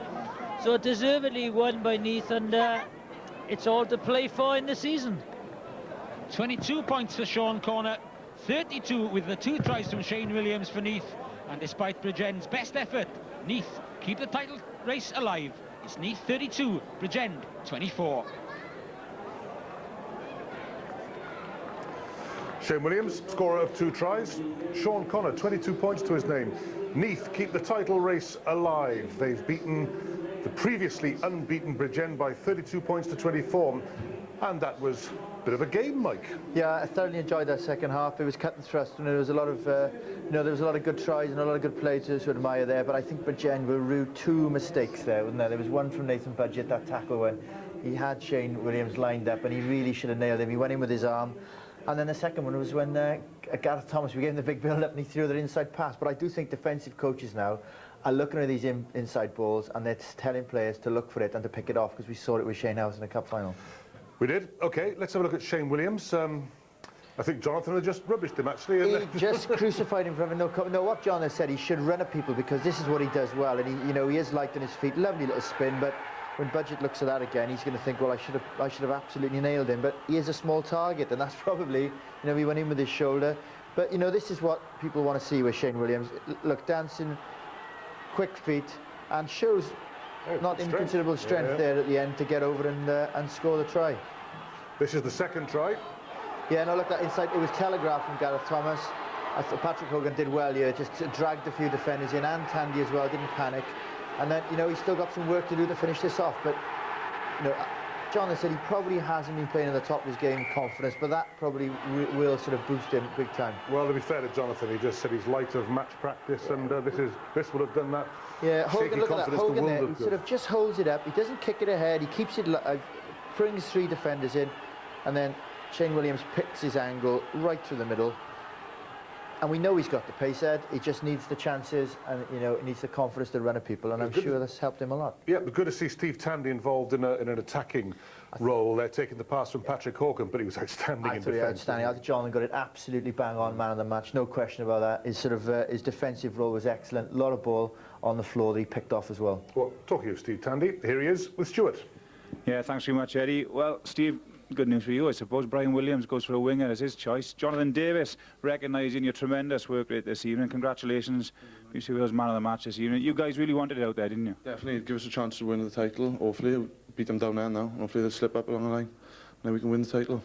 And part of a tasty pack as well.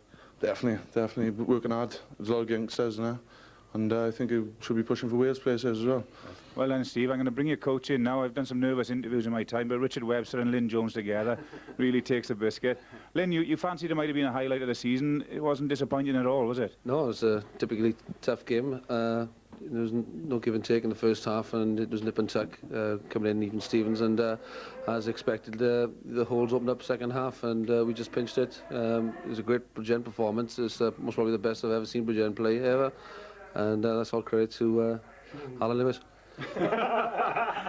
Well, Webby, appreciate it. Webby, it makes for a great finish this season. I'm sure you would have preferred something different, though. The best finish is dumber and dumber, yeah, it's for that. Yeah, so it looks good numbers, isn't it? 11 games, and we got one loss now, so there's all the ones in it. But you know, it's still in our hands, and after the way the boys played out there and the performance, and you know, the boys we fetched in, the youngsters, and I thought they were outstanding. And with the 3 games going, we still hope to pinch it. Now, the good news for me, guys, is that we're short on time, so we're going to leave it there. Thanks for joining us. Lynn Jones and Richard Webster, the coach and the assistant coach. Good game. Yeah, and I think they're both right. They can both take a lot out of that game, and I think Richard Webster will think, well, okay, we've lost away, but you know, we can sort of they're still in control of their own destiny, and they've got a couple of home games as well. So I still fancy Bridgend to do it, actually, Ed, and I think they match with Cardiff might be a good one. It might be all change at the bottom as well, because Ebbw Vale lead Pontypridd by 22 points to 6. There we have it. From the Knoll here tonight, we have seen the championship title race still go closer to the wire. Bridgend did not win it here tonight. They're still in the driving seat, though. What will Neath do to them, though, later in the season? Goodbye from Scrum 5. Bye.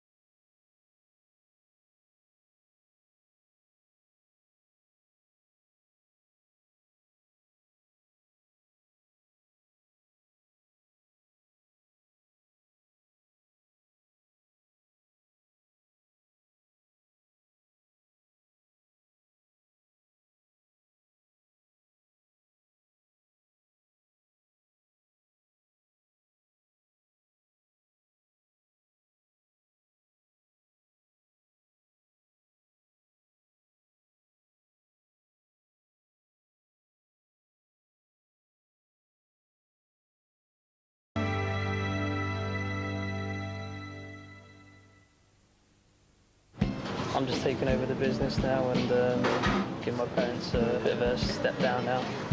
So I've pretty much been working it since I was 11, on and off. You know, the area's changed throughout the years. You want to give to the third world, but doubt creeps in, saying it won't make any difference. And as a result, apathy rears its ugly head. But if you knew that just £10 spent on beehives can provide enough income to send 30 East African children to school for a year, you'd defeat anything that stopped you giving to Christian Aid this week.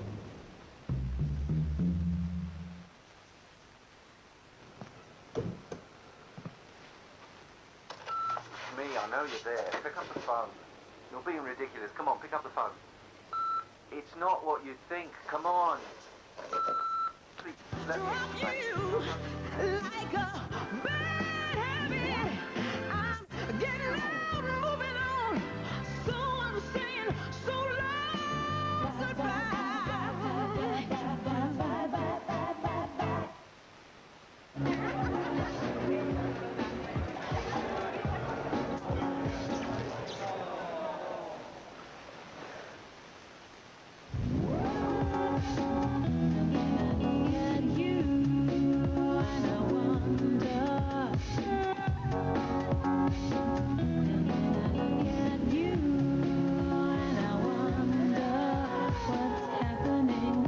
Baileys, let your senses guide you.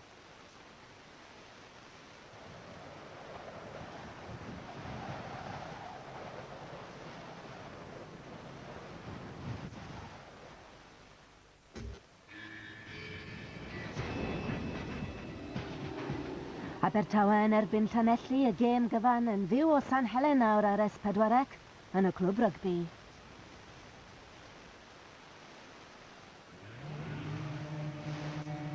Brains. A rygbi yng Nghymru. Y Cyfuniad. Cadarn.